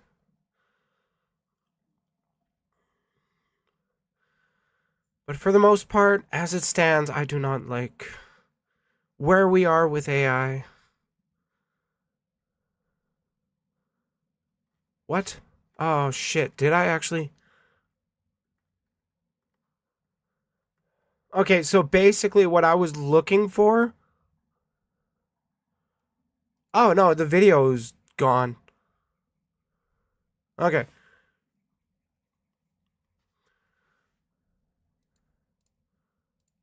I'm sorry for showing you guys Twitter. But here we have what I consider a good use of an AI model. It translates American Sign Language into English. You incorporate this with AR technology, like augmented reality, like, I hate them. I hate them so much.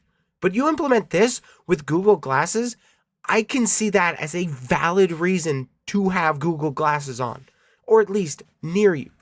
So you don't need to personally know ASL, and yet you could still understand what people are saying when they're speaking in American Sign Language. There would just need to be a way to do it both ways, so to speak. So like the person using American Sign Language would also be able to, still understand you if they were harder of hearing. The Whisper LLM is crazy impressive for doing text to speech and speech to text. Pardon? The subtitles it does in real time are amazingly accurate. Oh. That could be handy. I should potentially look into that. What we need is holistic education. I didn't learn better how to do bodies until I did 2D and 3D. Yeah, like I don't know where in the world you reside, and I'm not going to presume to guess or even attempt to try and figure it out. I am from Canada, and our education system could be more comprehensive. America, oh god, I'm so sorry. But our education systems could be a lot better. I plan to become a Canadian. Okay, so if you are an American and you are wanting to move over here to Canada, I would recommend against going the asylum route, because it's really hard to prove that your government is specifically going after you and not just, trans people broadly. You would want to move here and then become a permanent resident. Renata, please, I'm sorry if I butcher this. I'm so sorry. Renata is actively working on the process of becoming a citizen. Nice. Oh, I don't have my name tag. Now I do. Now her partner's in Canada. Oh, okay, cool. Cool. But yeah, go through the permanent resident to becoming full-on citizen rather than trying the asylum route. Because, like, just the last time I talked about Canada and asylum seekers was when there was that, I think it was a year or two ago. There was a bunch of, I think, Syrian migration crisis. Because, like, they're trying to flee that dictatorship. I don't know the full details. It's been a while since I looked into it. But Canada only allowed, like, 10,000 at most. And then literally turned everybody else away. Sent them back to where they were coming from.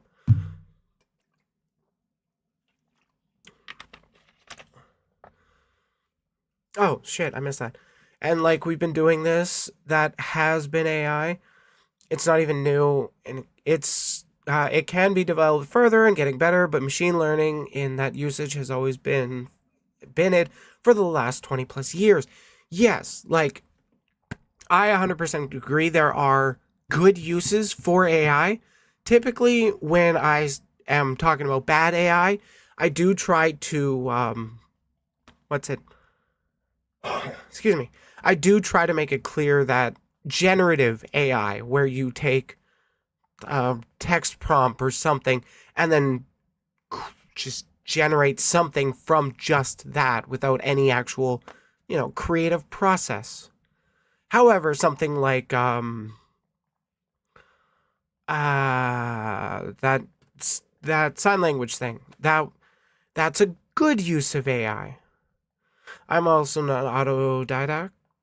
I'm also an autodidact. I'm so sorry. I was a library nerd in school. Nice. I learned things the school didn't want to teach us.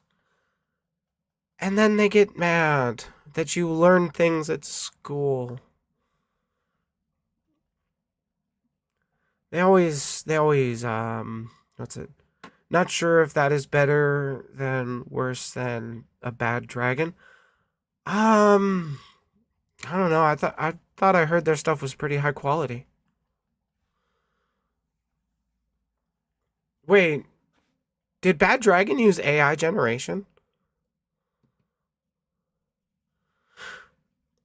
The amount of stuff I've learned about how the world really works since becoming a VTuber via friends in YouTube is astounding. Oh, I know. It's wild how much how much knowledge is out there. Yeah, the company is shitty. I think I had at most I think I had heard that they have molded off of some actual animals, and that I do not like. But then like the dragon stuff, like how you gonna mold that? But yeah, I haven't I've never bought from one of their stuff, even though they've had some pretty appealing products. There's a full document on it. It's a lot of things. Oh, that's unsettling.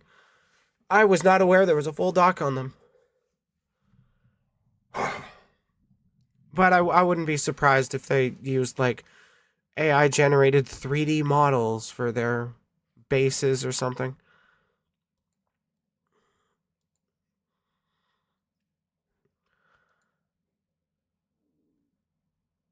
I wasn't either until like 2 weeks ago. Like I had heard some stuff, but like I've also haven't been super interested in them. I've been more interested in making jokes regarding their name, like just talking about a dragon and calling them bad, that kind of thing. But yeah, I'm probably going to avoid those kind of jokes going forward. God dang.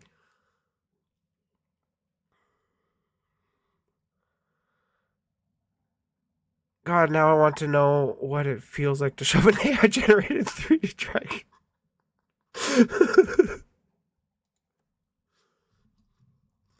Guys, calm down. It's just for the bit, okay?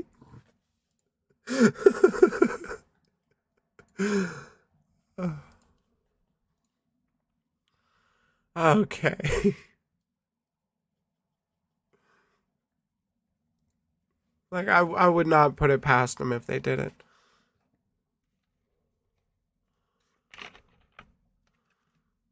Welcome back, Tibbs. Oh goddamn, my earbuds are breaking. God, that's what I get for using $30 headphones. People forget I can get really unhinged. No, like seriously, I keep I don't know why. Well, I guess I kind of know why, but I get the impression that you're like you're keeping yourself a lot more measured because of your status with what's it? Because weren't you on like in the rotation for front page for LGBT tag? I forget. I know you mentioned that, and then something like that would be like, yeah, that's probably why Seahorse doesn't get too unhinged kind of thing. But I don't know where they fully land. But then you say out of pocket stuff like that, and it's like, oh yeah, Seahorse is as awesome as I thought they were.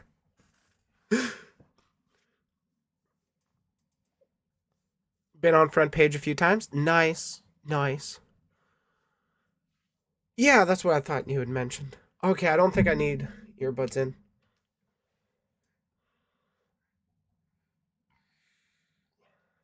Excuse me.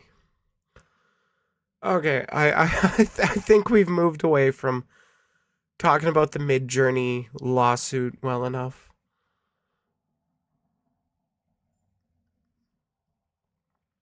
Well, I usually don't hear you say things like that, which are more lewd, as much as other unhinged things, perhaps. Haha. Yeah, like, no, I get that, Renetta. Please tell me if I'm mispronouncing your name. You might have, and I missed that because I'm terrible at keeping up. But yeah, with the seahorse, I don't get the vibe that they're like anti-sex, but they also don't make nearly as much as or as many sex jokes as like I do. Look, I have a curious exploration side, all right?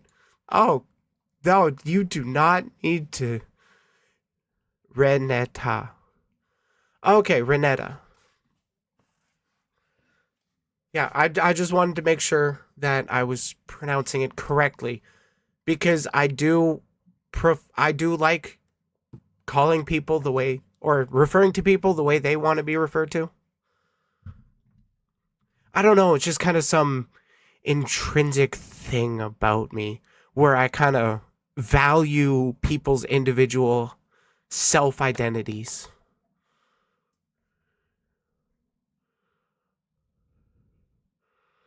I mean, even being demi ace, I have things where some of that is an exception.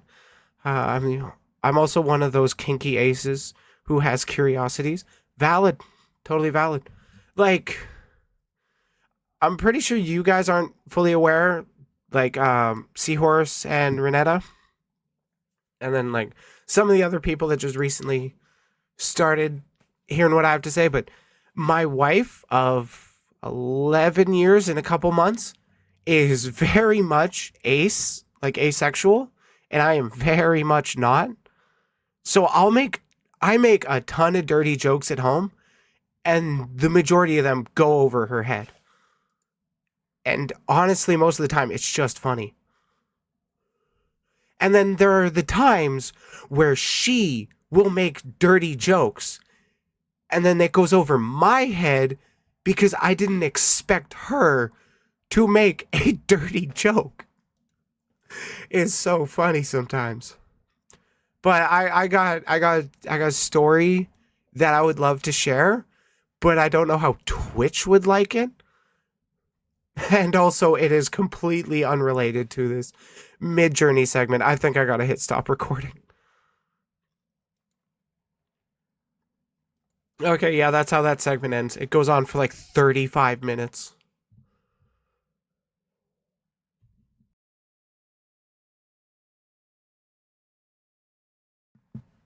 Okay, I only have, what, 2 segments recorded?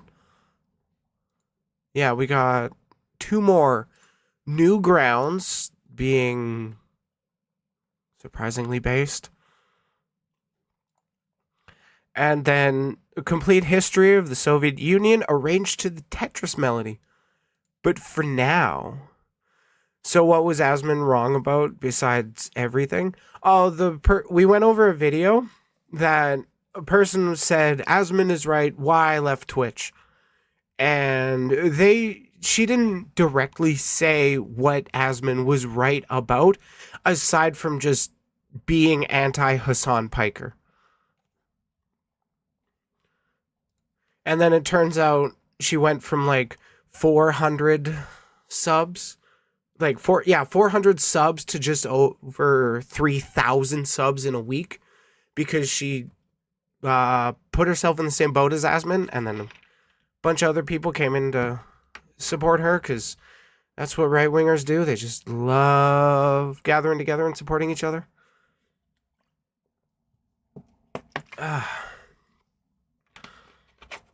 Oh god, my headphones are being. I want to listen to that Soviet Union thing. It sounds so fun. But we'll have to see. For now, though, let's talk about Newgrounds. God, it has been forever since I've actually been on Newgrounds. I used to frequent it so goddamn much. There were so many fun games on there. There was also so much problematic shit on there. Like a lot. But these days, I have no idea where Newgrounds sits in terms of its political culture. Yeah, let's go with that one. But they did recently put out something that really caught my attention, and I wanted to go over it and highlight it. Basically, I mean, it was a site of the early 2000s. Yeah. God, I miss Flash. That was so fun to work with. I miss it so much. Anyways, they recently put out an article as did they date it? No, they didn't. Okay, so they put out I guess an article on their Newgrounds wiki,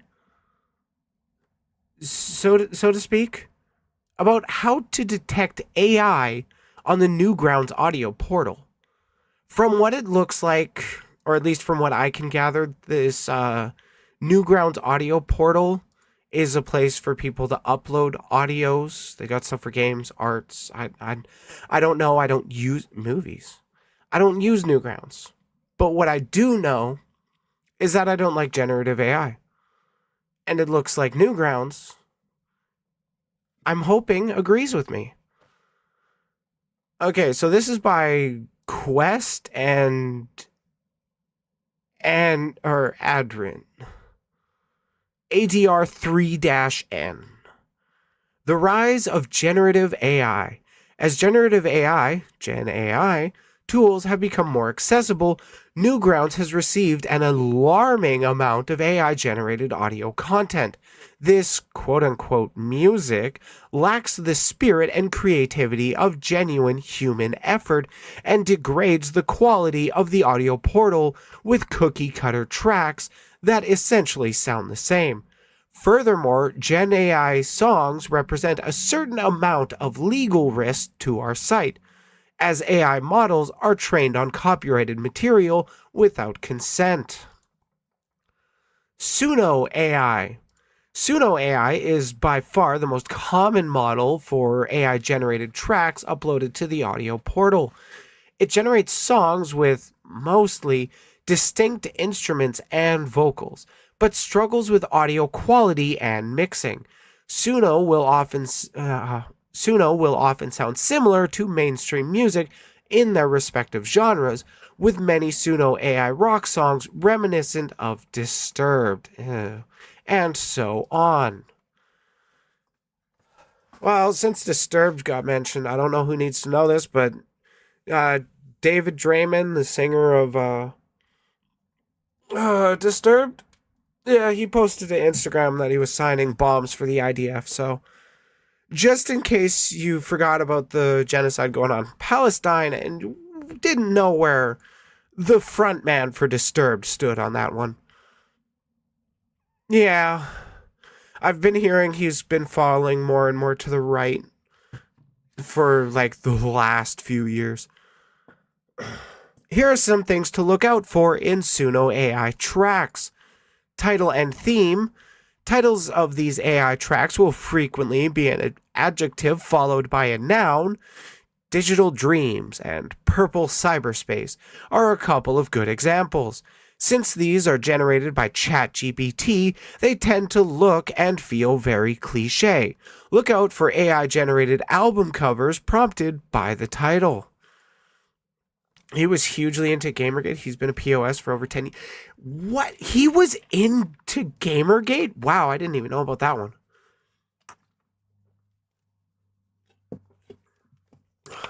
Frankly, I was just pissed at the dude for, like, singing No More. That whole song about we're no longer going to be part of your military-industrial complex. No more useless wars. No more sending our children to die kind of shit.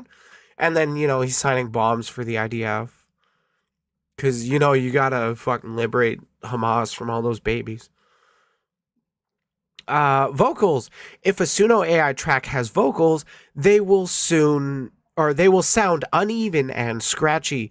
These vocals can be in any language. It will never sound like a single person is singing. Consonants are often muddled, and some vocals are completely incoherent. This is a sensation that the singer is emotionally tone deaf. There is a sensation that the singer is emotionally tone deaf. That's AI for you. How can you generate emotion? Pro tip, you can't. Pronunciation. Words may sound strange to a native speaker, with stress on the wrong syllable or common words shoehorned into unusual speeds or rhythms to fit the melody. Lyrics. Suno AI has ChatGPT integration to write its lyrics. As a result, they may sound corny and or contain factual errors a real songwriter wouldn't make. Rhymes may be very basic and not rhyme at rhymes may be very basic or not rhyme well. That's Hold on, I have to think of a prompt for that. Oh, it's always fun to... I just saw this link here. I glued my balls to my butthole again. And it just stunned me for a second. Hyper-specific lyrics about niche topics such as online entertainment fandoms, political figures, or technological themes are common. Content may be stupid and offensive, but the AI will take the music composition entirely seriously. Example, I glued my balls to my butthole again. I want to click this. Google Drive? Oh, okay, here, we're going to have some pain. Psychic damage incoming. I got my balls to my butthole again. Oh my God, what did I do? I can't take a dump, cause now my balls are blocking up my butthole. Okay, that's enough. Okay, so that's a bit of an example. That would be great as like an actual song written by a person. More than just, you know, keeping it so goddamn basic. We really need people to expand on the concepts and really dive into what it means to glue your balls to your butthole again. It's something so many people can relate to. Bitrate. One of the biggest indicators of Suno AI is low bitrate, with poor sound quality as a result. Yeah, that sounds like Wesley Willis, I think. I could not tell you who that sounded like, unfortunately. But it makes me wish I knew so I could actually listen to the person it was stealing from. Low bitrate files are more compressed, less data per second, and sound terrible in comparison to higher bitrate files, 320 kilobits per second. If the song sounds low quality and its metadata confirms it is 192 kilobits per second, there is reason to suspect it was generated with Suno AI. Oh. Well, that is good to know. Keep an eye out for the bit rates of your music. Note, the only other music creation software which defaults a bit rate to 192 kbps is Beatbox and its forks. What the hell is Beatbox? Like, do I gotta get all defensive because I call my community my beeps? And this has a word attached to it, so obviously we gotta... 128 is also common for YouTube rips. Oh, okay, good to know. Because I imagine it's not exactly easy to rip audio, at least how people do it. I think most people tend to just use YouTube to MP3 websites and put in a link and then it spits out the thing. But honestly, when I want to do By saying what the hell is beatbox, you've already answered your question. But like I get better sound quality if I just hit screen recording on OBS Studio and then take out the video. But that's just me. Length. It matters what you do with it, okay? Okay. At the moment, Suno AI can generate a maximum of 4 minutes of audio. Many Suno AI tracks are under this, but many also reach this limit. If you see a track that is exactly 4 minutes long, give or take a second, it may have been made with Suno AI. Well, at least it's... Yep, you do. The length isn't true anymore. Oh, okay, so they've already gone past 4-minute mark. Mixing. The mixing on Suno AI tracks is usually poor. Instruments will have strange curves and or clash. Some may be too quiet or have strange artifacts replicating reverb effects on them. They do like 6? Oh my god.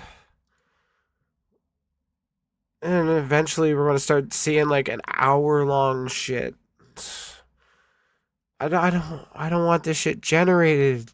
People are just so fucking lazy and they don't want to pay people to actually make this shit. One of the best ways to hear if a song is AI is listen to the hi-hats / high end.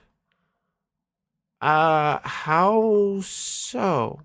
Like, what do you got to listen for? AI can't figure out what a cymbal is, and it bends hi-hats, rides, shakers, and other things into one sound. Oh. Okay, good to know. Gotta keep an eye out for that. Because, like, in this era of growing generative AI, it gets a little trickier, especially with, like, synthwave stuff to figure out what is generated, what isn't. Suno AI knows what music sounds like, but not how it works, and these mixing issues are the greatest indicator of that. Sometimes Suno AI will generate near silence or often clip the audio, but not in a total. It will also combine guitar with like sax and do other weird things like that, but not in a totally obvious way. Okay. Well, yeah, I mean, it's generative AI. How can it truly understand what it's trying to replicate? It just is close and then just keeps trying to get closer and closer without understanding it. But how can it understand? Crusty high tones. A common artifact on Suno AI tracks is a main instrument, that doesn't really sound like anything you would hear in real life. Some people have likened it to a, quote, broken Chinese flute, end quote. It may sound like a really bad cross between an electric guitar and a trumpet. Almost always, it will be poorly defined at higher tones, i.e. sounding crusty. This type of artifacting is directly linked on to how Suno creates music, but is also worsened with low bit rates. Oh yeah, okay, so that's what you were talking about too. Basically, AI knows the frequency ranges and not what the instruments are. Oh yeah, that makes sense because it can track, or it can objectively track frequency ranges, but it can't tell what is creating those frequencies. Attack. Many instruments have a sharp attack, a very defined point where the sound starts. If you can't hear the attack of instruments like guitars, horns, cymbals, or other instruments that typically have sharp attacks, it was likely AI generated. Percussion. Hey, this is my expertise when it comes to musical instruments. I can play a tiny bit of guitar and bass, not well, but I can play it. I am much better on the drums. Okay, the missing attacks are especially pronounced for percussion instruments. Drums may sound flat with an attack similar to falling sand. Symbols especially lack definition. They will bleed into themselves and other instruments if they can be picked out at all. Bass in genres with in genres with prominent sub-bass such as hip hop, you may not be able to tell what note the bass line is supposed to be. It may sound like 2 or 3 notes at once or be seemingly absent. Okay, so now we know some more about this Suno AI and what to look for. We're going on to Udio AI. Nailed it. Udio is another generative AI model that can produce full tracks with vocals and instruments.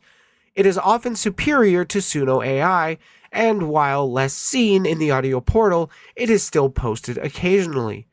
As a generative model, Udio bears many similarities to Suno, but with less artifacting. Many categories mentioned for Suno AI above that isn't listed specifically for Udio may be applied to both models. Metadata. Udio is now used quite a bit. Yeah, I would think from the way this sounded like Udio would be used fairly regularly, but this is talking about like what's directly uploaded to Newgrounds specifically. And I don't have a date for when this got posted. So it's very likely that it's just kind of out of date, or people posting to Newgrounds just don't use Udio as much. Okay, what does Udio do specific? It was a year ago, I think. Oh, okay. I have no idea. I really wish they put the date when they did this. Metadata. The biggest tell that a track was made by Udio AI is if the metadata tells you directly. The contributing artist will always be listed as Udio version x.x, unless the user manually changes the metadata. Oh, okay. So at least Udio will by default tell you it's generated. Vocals. Although more coherent than Suno, vocals generated by Udio AI will also sound uneven and scratchy.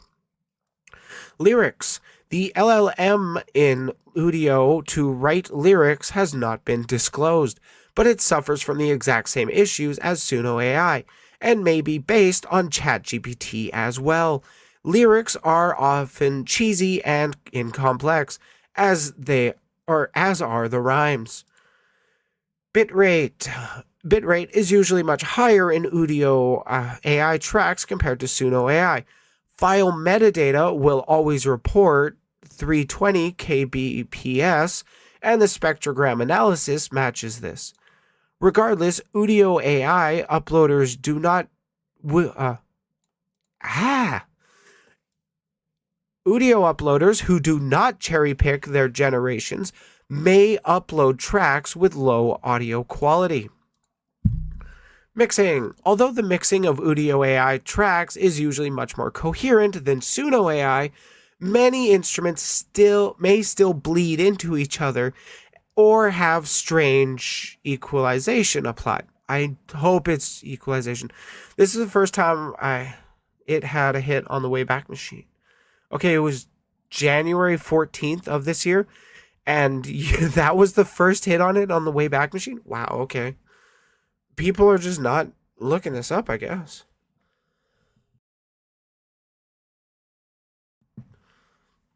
Where were we? Length. Again, guys, length doesn't matter. Matters what you do with it.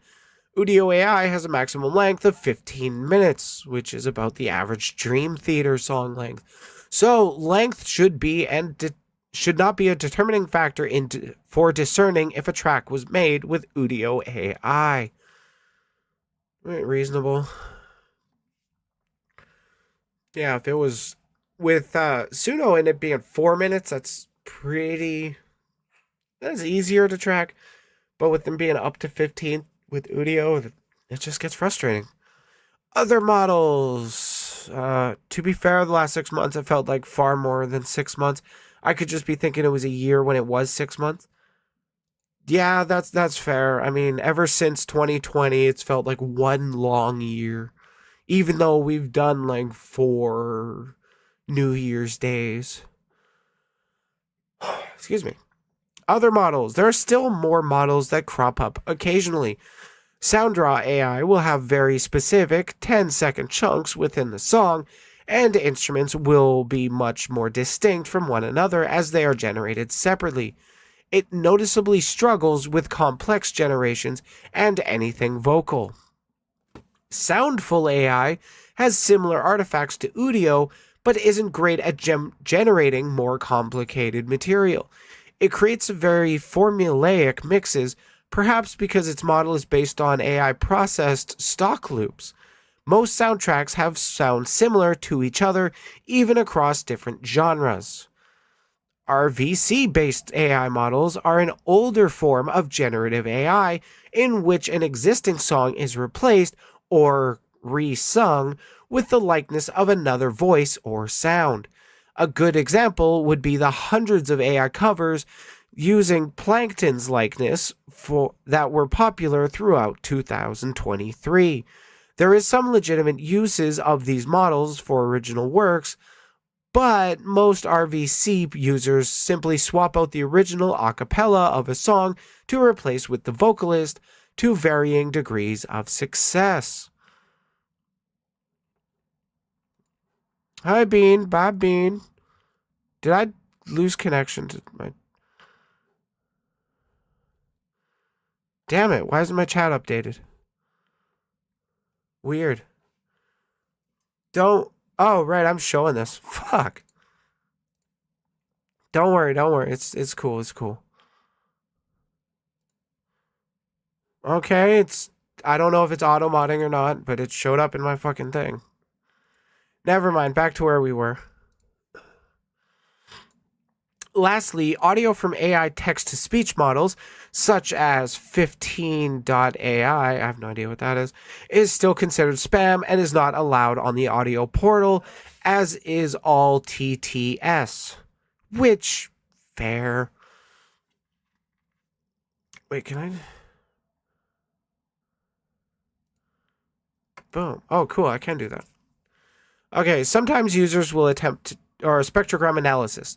Sometimes users will attempt to change the metadata of their tracks to hide the damning 129 kbps bitrate.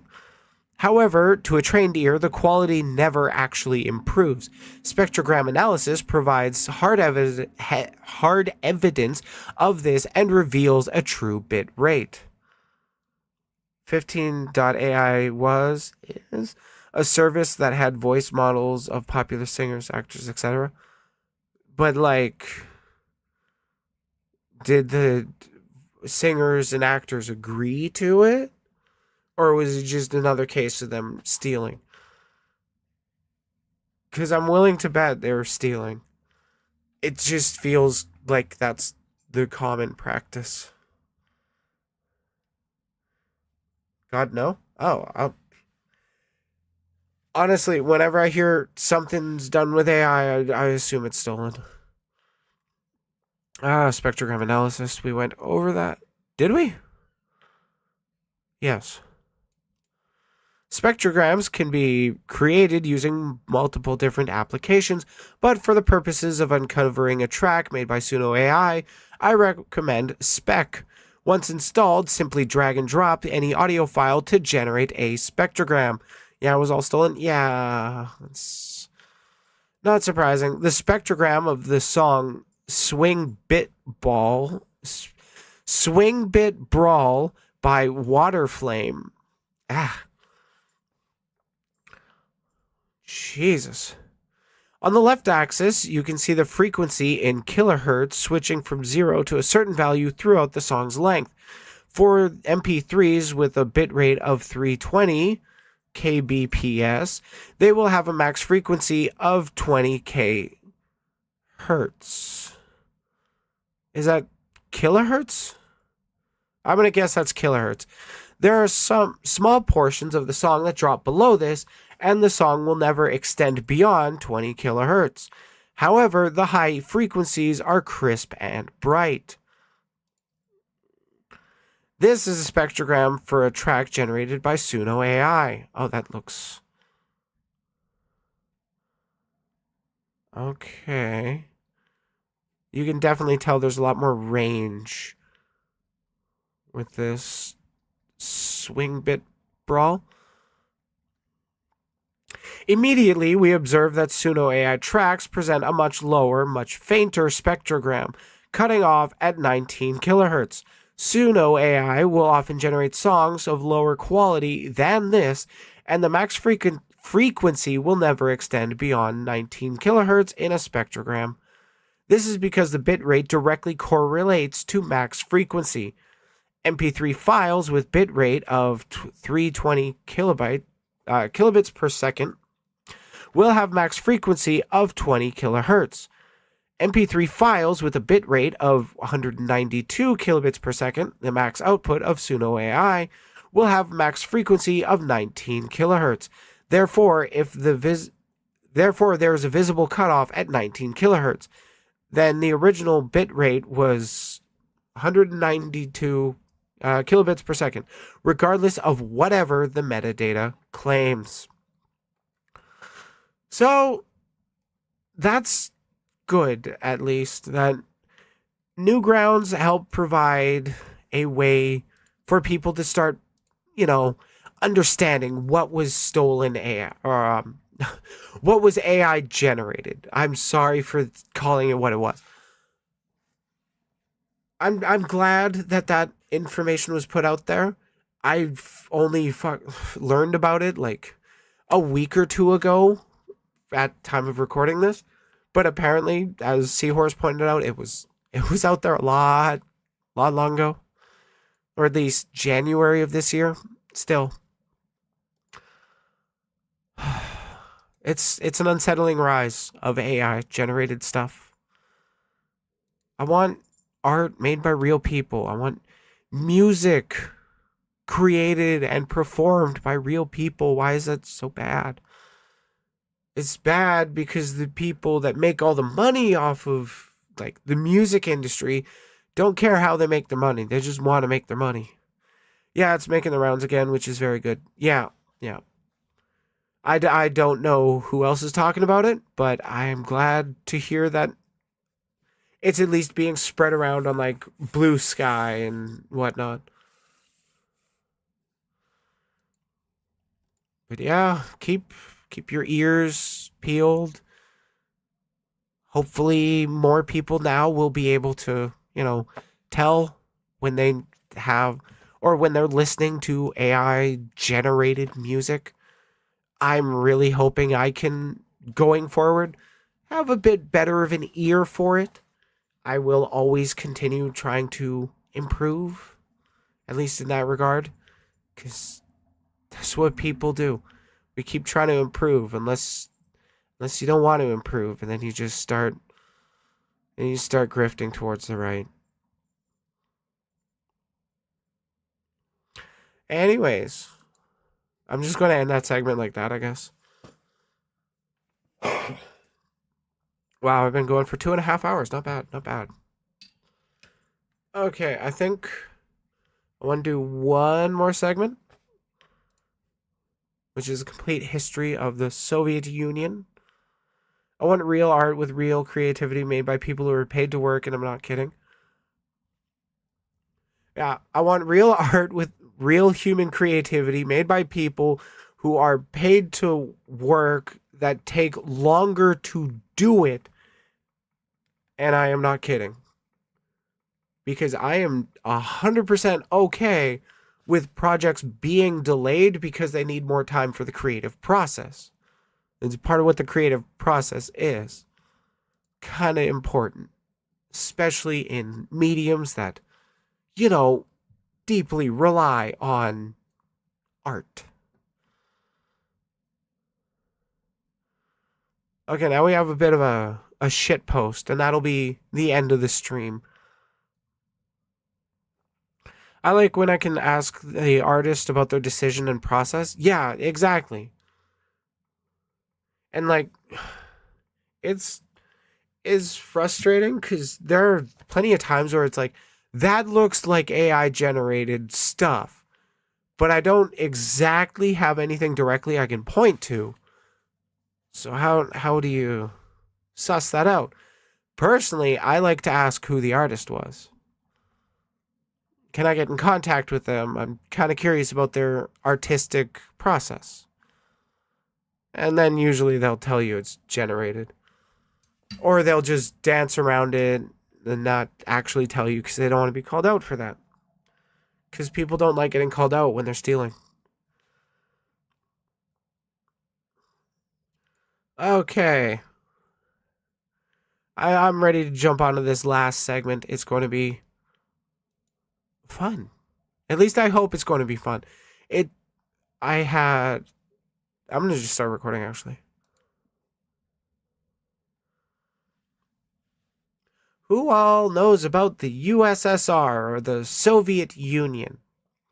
Because I recently had a friend suggest or ask me if I've ever heard of the entire history of the Soviet Union to the melody of Tetris. And I had not. I've never heard of this before. It sounds like a wonderful shit post, and I'm so glad she sent me the link. So here we are. Let's learn us some history.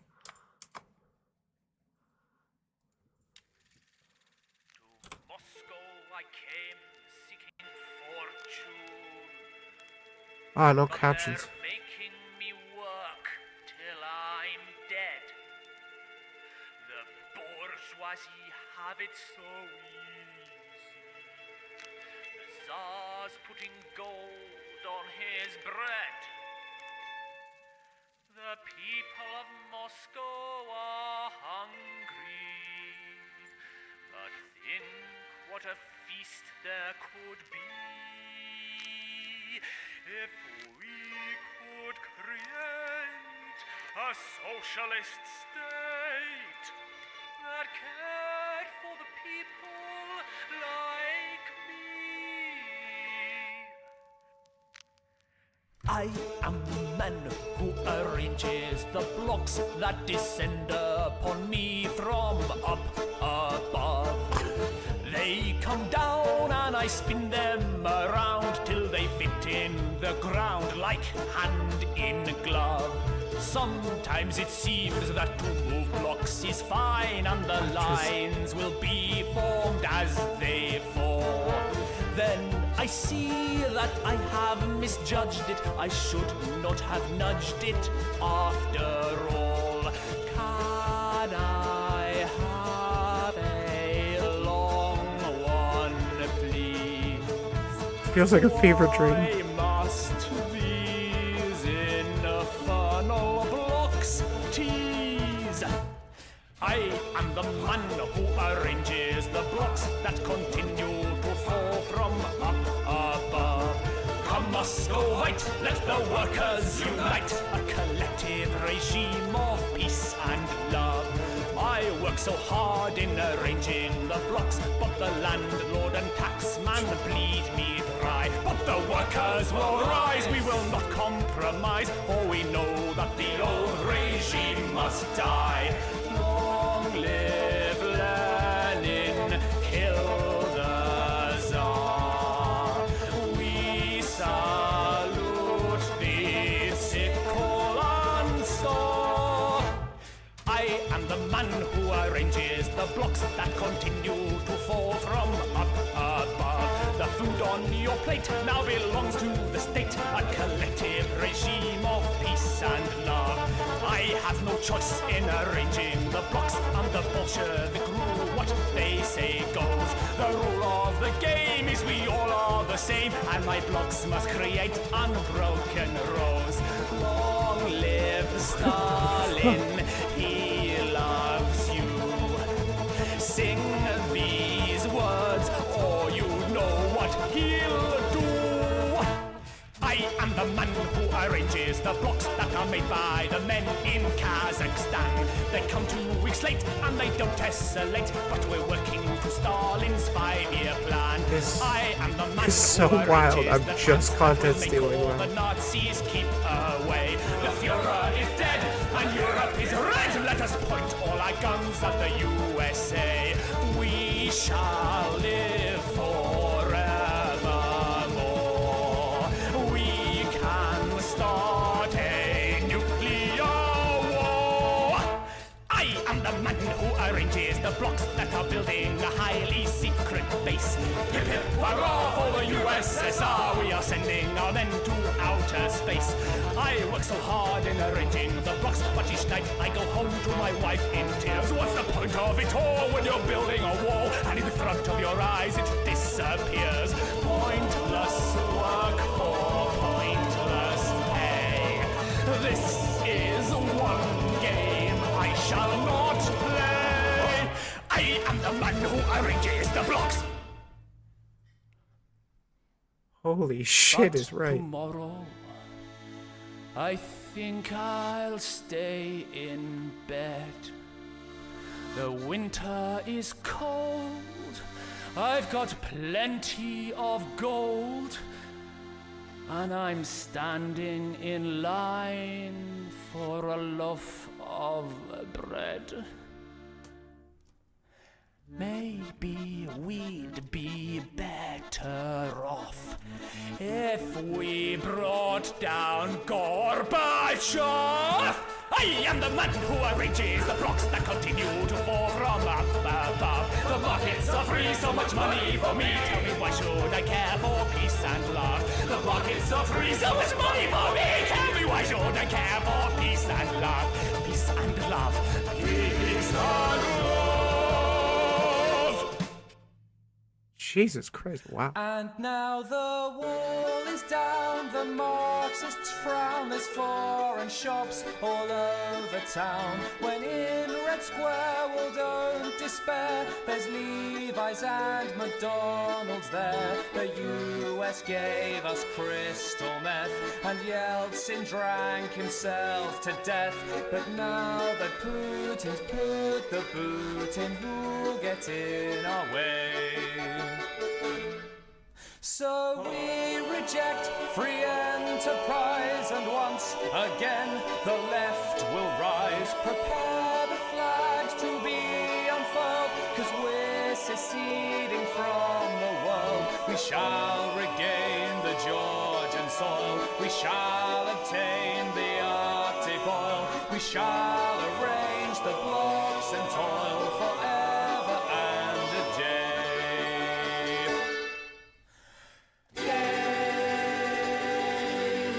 Okay. That was an experience. 14-year-old video. Jesus Christ. I don't know what to say. I don't. That was...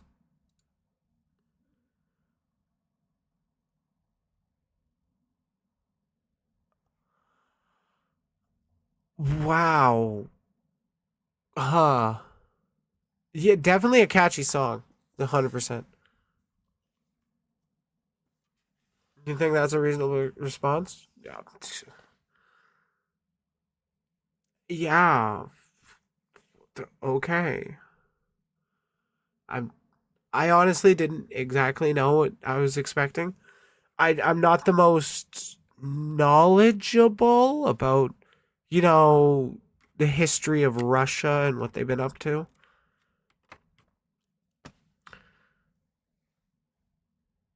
But that does kind of align with what I thought of them.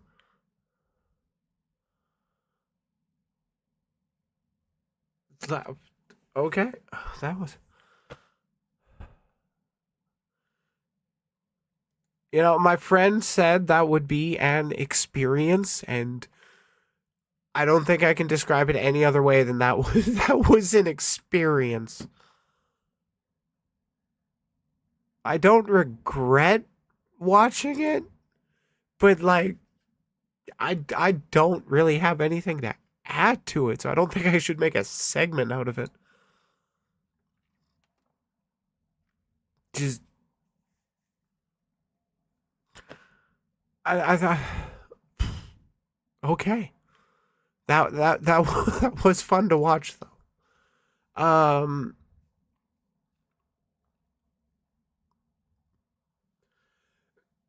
I'm just mind locked. This is wild.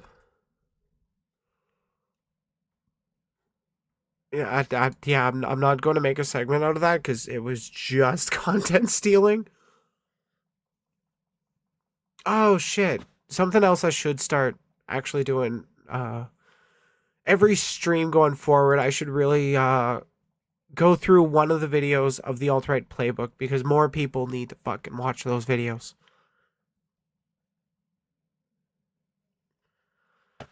But yeah, I think I'm gonna be wrapping up pretty soon. I think one more video that we don't need to. This won't be a segment either, but let's have some lighthearted fun, laughing at Proud Boys. 100%. That's such a good series. Oh, absolutely. Super duper informative and just so helpful, unironically helpful. What the hell was that doing? Okay. Because, like, I did an Alt-Tab, and then when I went over to OBS Studio, it's essentially holding down the Tab button, going through, like, all of my buttons. And it's, like, weird. Very, very weird. Anyways, did you guys hear about the Proud Boys in Atlanta? Or the Proud Boys at the Atlanta's No Kings Trump protest. Those of you who are more knowledgeable in world history might know what's happening. And I'm just going to stop trying to build it up. Let's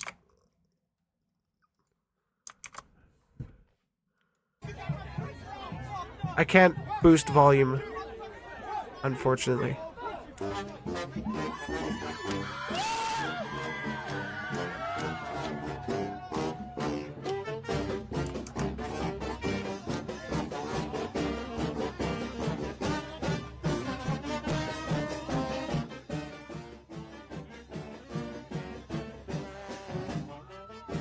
The video goes on for like another 3 minutes of this. It is fucking glorious.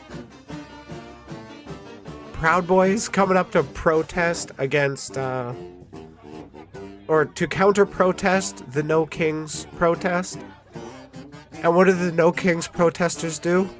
Their musicians go up into their faces and start playing the same fucking song that the people were playing against fucking Mussolini. At least from what I'm told. I'm no scholar historian. I'm just an internet jester. But you guys have no idea how much I respect these GigaChats for just blasting this music in their face. I'm willing to bet the Proud Boys have no idea what song they're even playing. The OWN is going over their head. They're just mad. Oh, this gloriousness. We're only halfway through. But this is just great.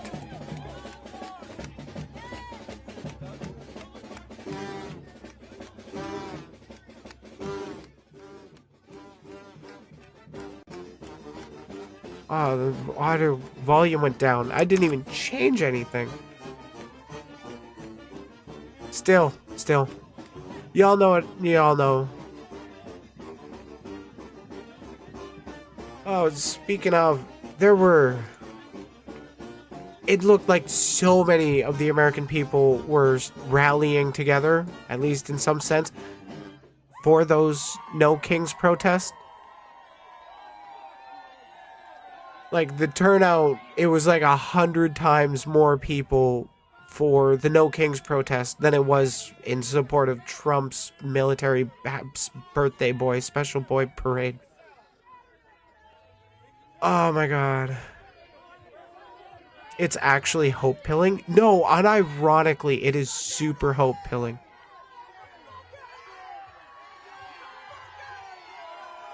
Oh, they actually get the Proud Boys to leave.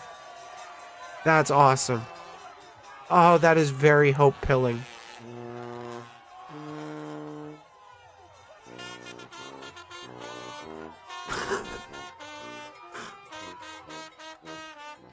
God, this is so hope pilling. Good lord. I can make myself bigger, actually.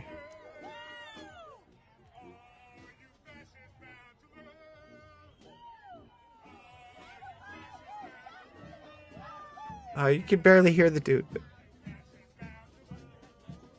He's making fun of them for being fascists. Okay. That was by Nirvana Tyler. Or apparently that's the person who uploaded the TikTok first. Thank you, Nirvana Tyler, for sharing that. The world needed to see more of that, and it's always a good thing to laugh at Proud Boys.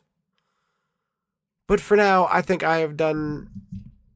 I don't really have much more I wanted to talk about that I had enough on. I'm going to be real, there was a part of me that wanted to talk about the Twisty situation. Twisty situation is crazy. But on the other hand, I didn't feel like diving into all of that again. 'Cause it was largely drama, unfortunately. I would have just been using it as a vehicle to talk politics, as I used to do with a lot of drama, but it just kept attracting the worst people.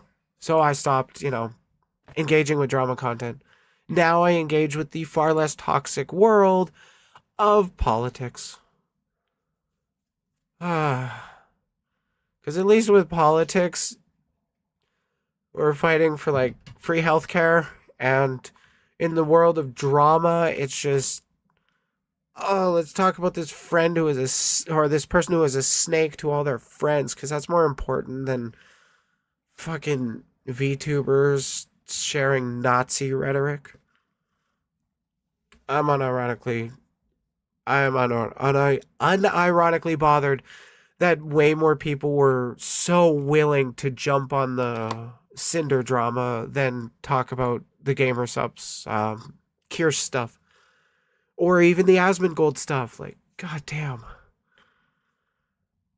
It's a frustrating system. Or, not system, frustrating situation. That's a proper word for it. Anyways, thank y'all for tuning in. Let's raid out to somebody. But who? That is always the question.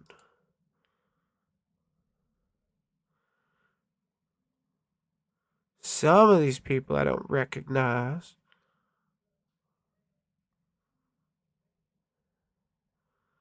Oh, I see somebody is doing New Vegas.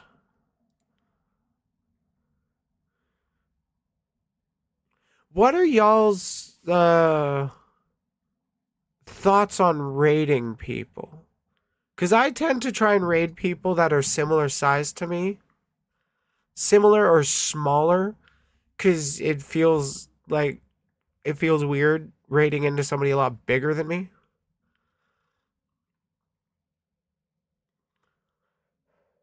But the people that are, like, same size or smaller, Jaunty is live? I did see that. Like, I am looking through the rating. Because, like, first I clicked on similar or smaller size, and I got, like, 4 options, one of which I know I can't raid because I've tried to. And then the others I don't quite know. But then I'm checking out, like, who am I just following that is streaming? But yeah, I think I'm going to raid into Jaunty.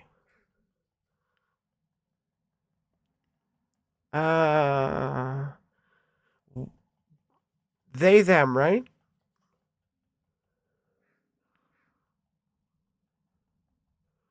I don't remember Jaunty's pronouns. And I absolutely want to be respectful. Or a little bigger, but not too much. Okay. They do use they them. Coolio. Like there are definitely streamers that I wanna raid because they're awesome. But then when they're like a lot bigger, I don't want to raid because like I am so paranoid about being seen as that fucking clout sharking small streamer shit. I hate that I let myself get into my head so much over that. Okay, let's go say hi to Jaunty. Oh, it's not going to let me do that? I was just trying to claim a watch bonus.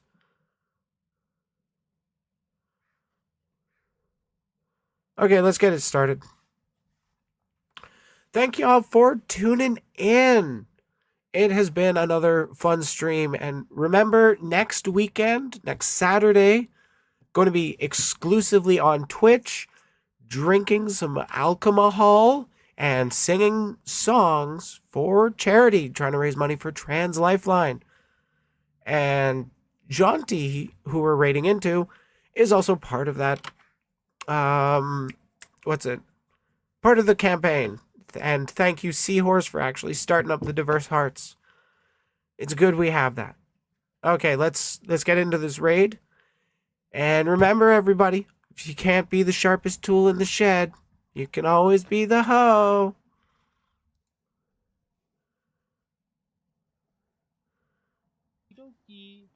Okay, here we go, the raid. Oh, wow, they're up to 34 viewers. Briley, hi. Welcome in. Just chatting. Hello. Welcome, Raiders. Welcome to the Lumberjack Lounge. I am Jaunty Jackalope. I do variety voices, goofy gaming, and wacky wordplay. Okay, I'm still on Just YouTube. chatting. Am I still on Twitch? I should not be. And what were you chatting about?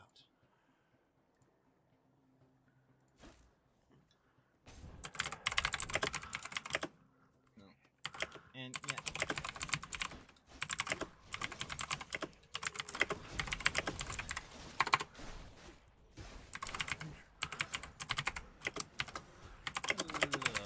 Get that taken care of. Any... No totems. Okay.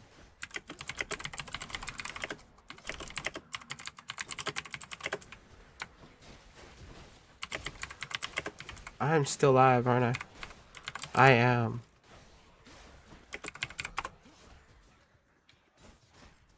Okay. Thanks, y'alls. Thanks, y'alls, for watching on the YouTubes. Like the stream if you haven't. Catch y'all next time.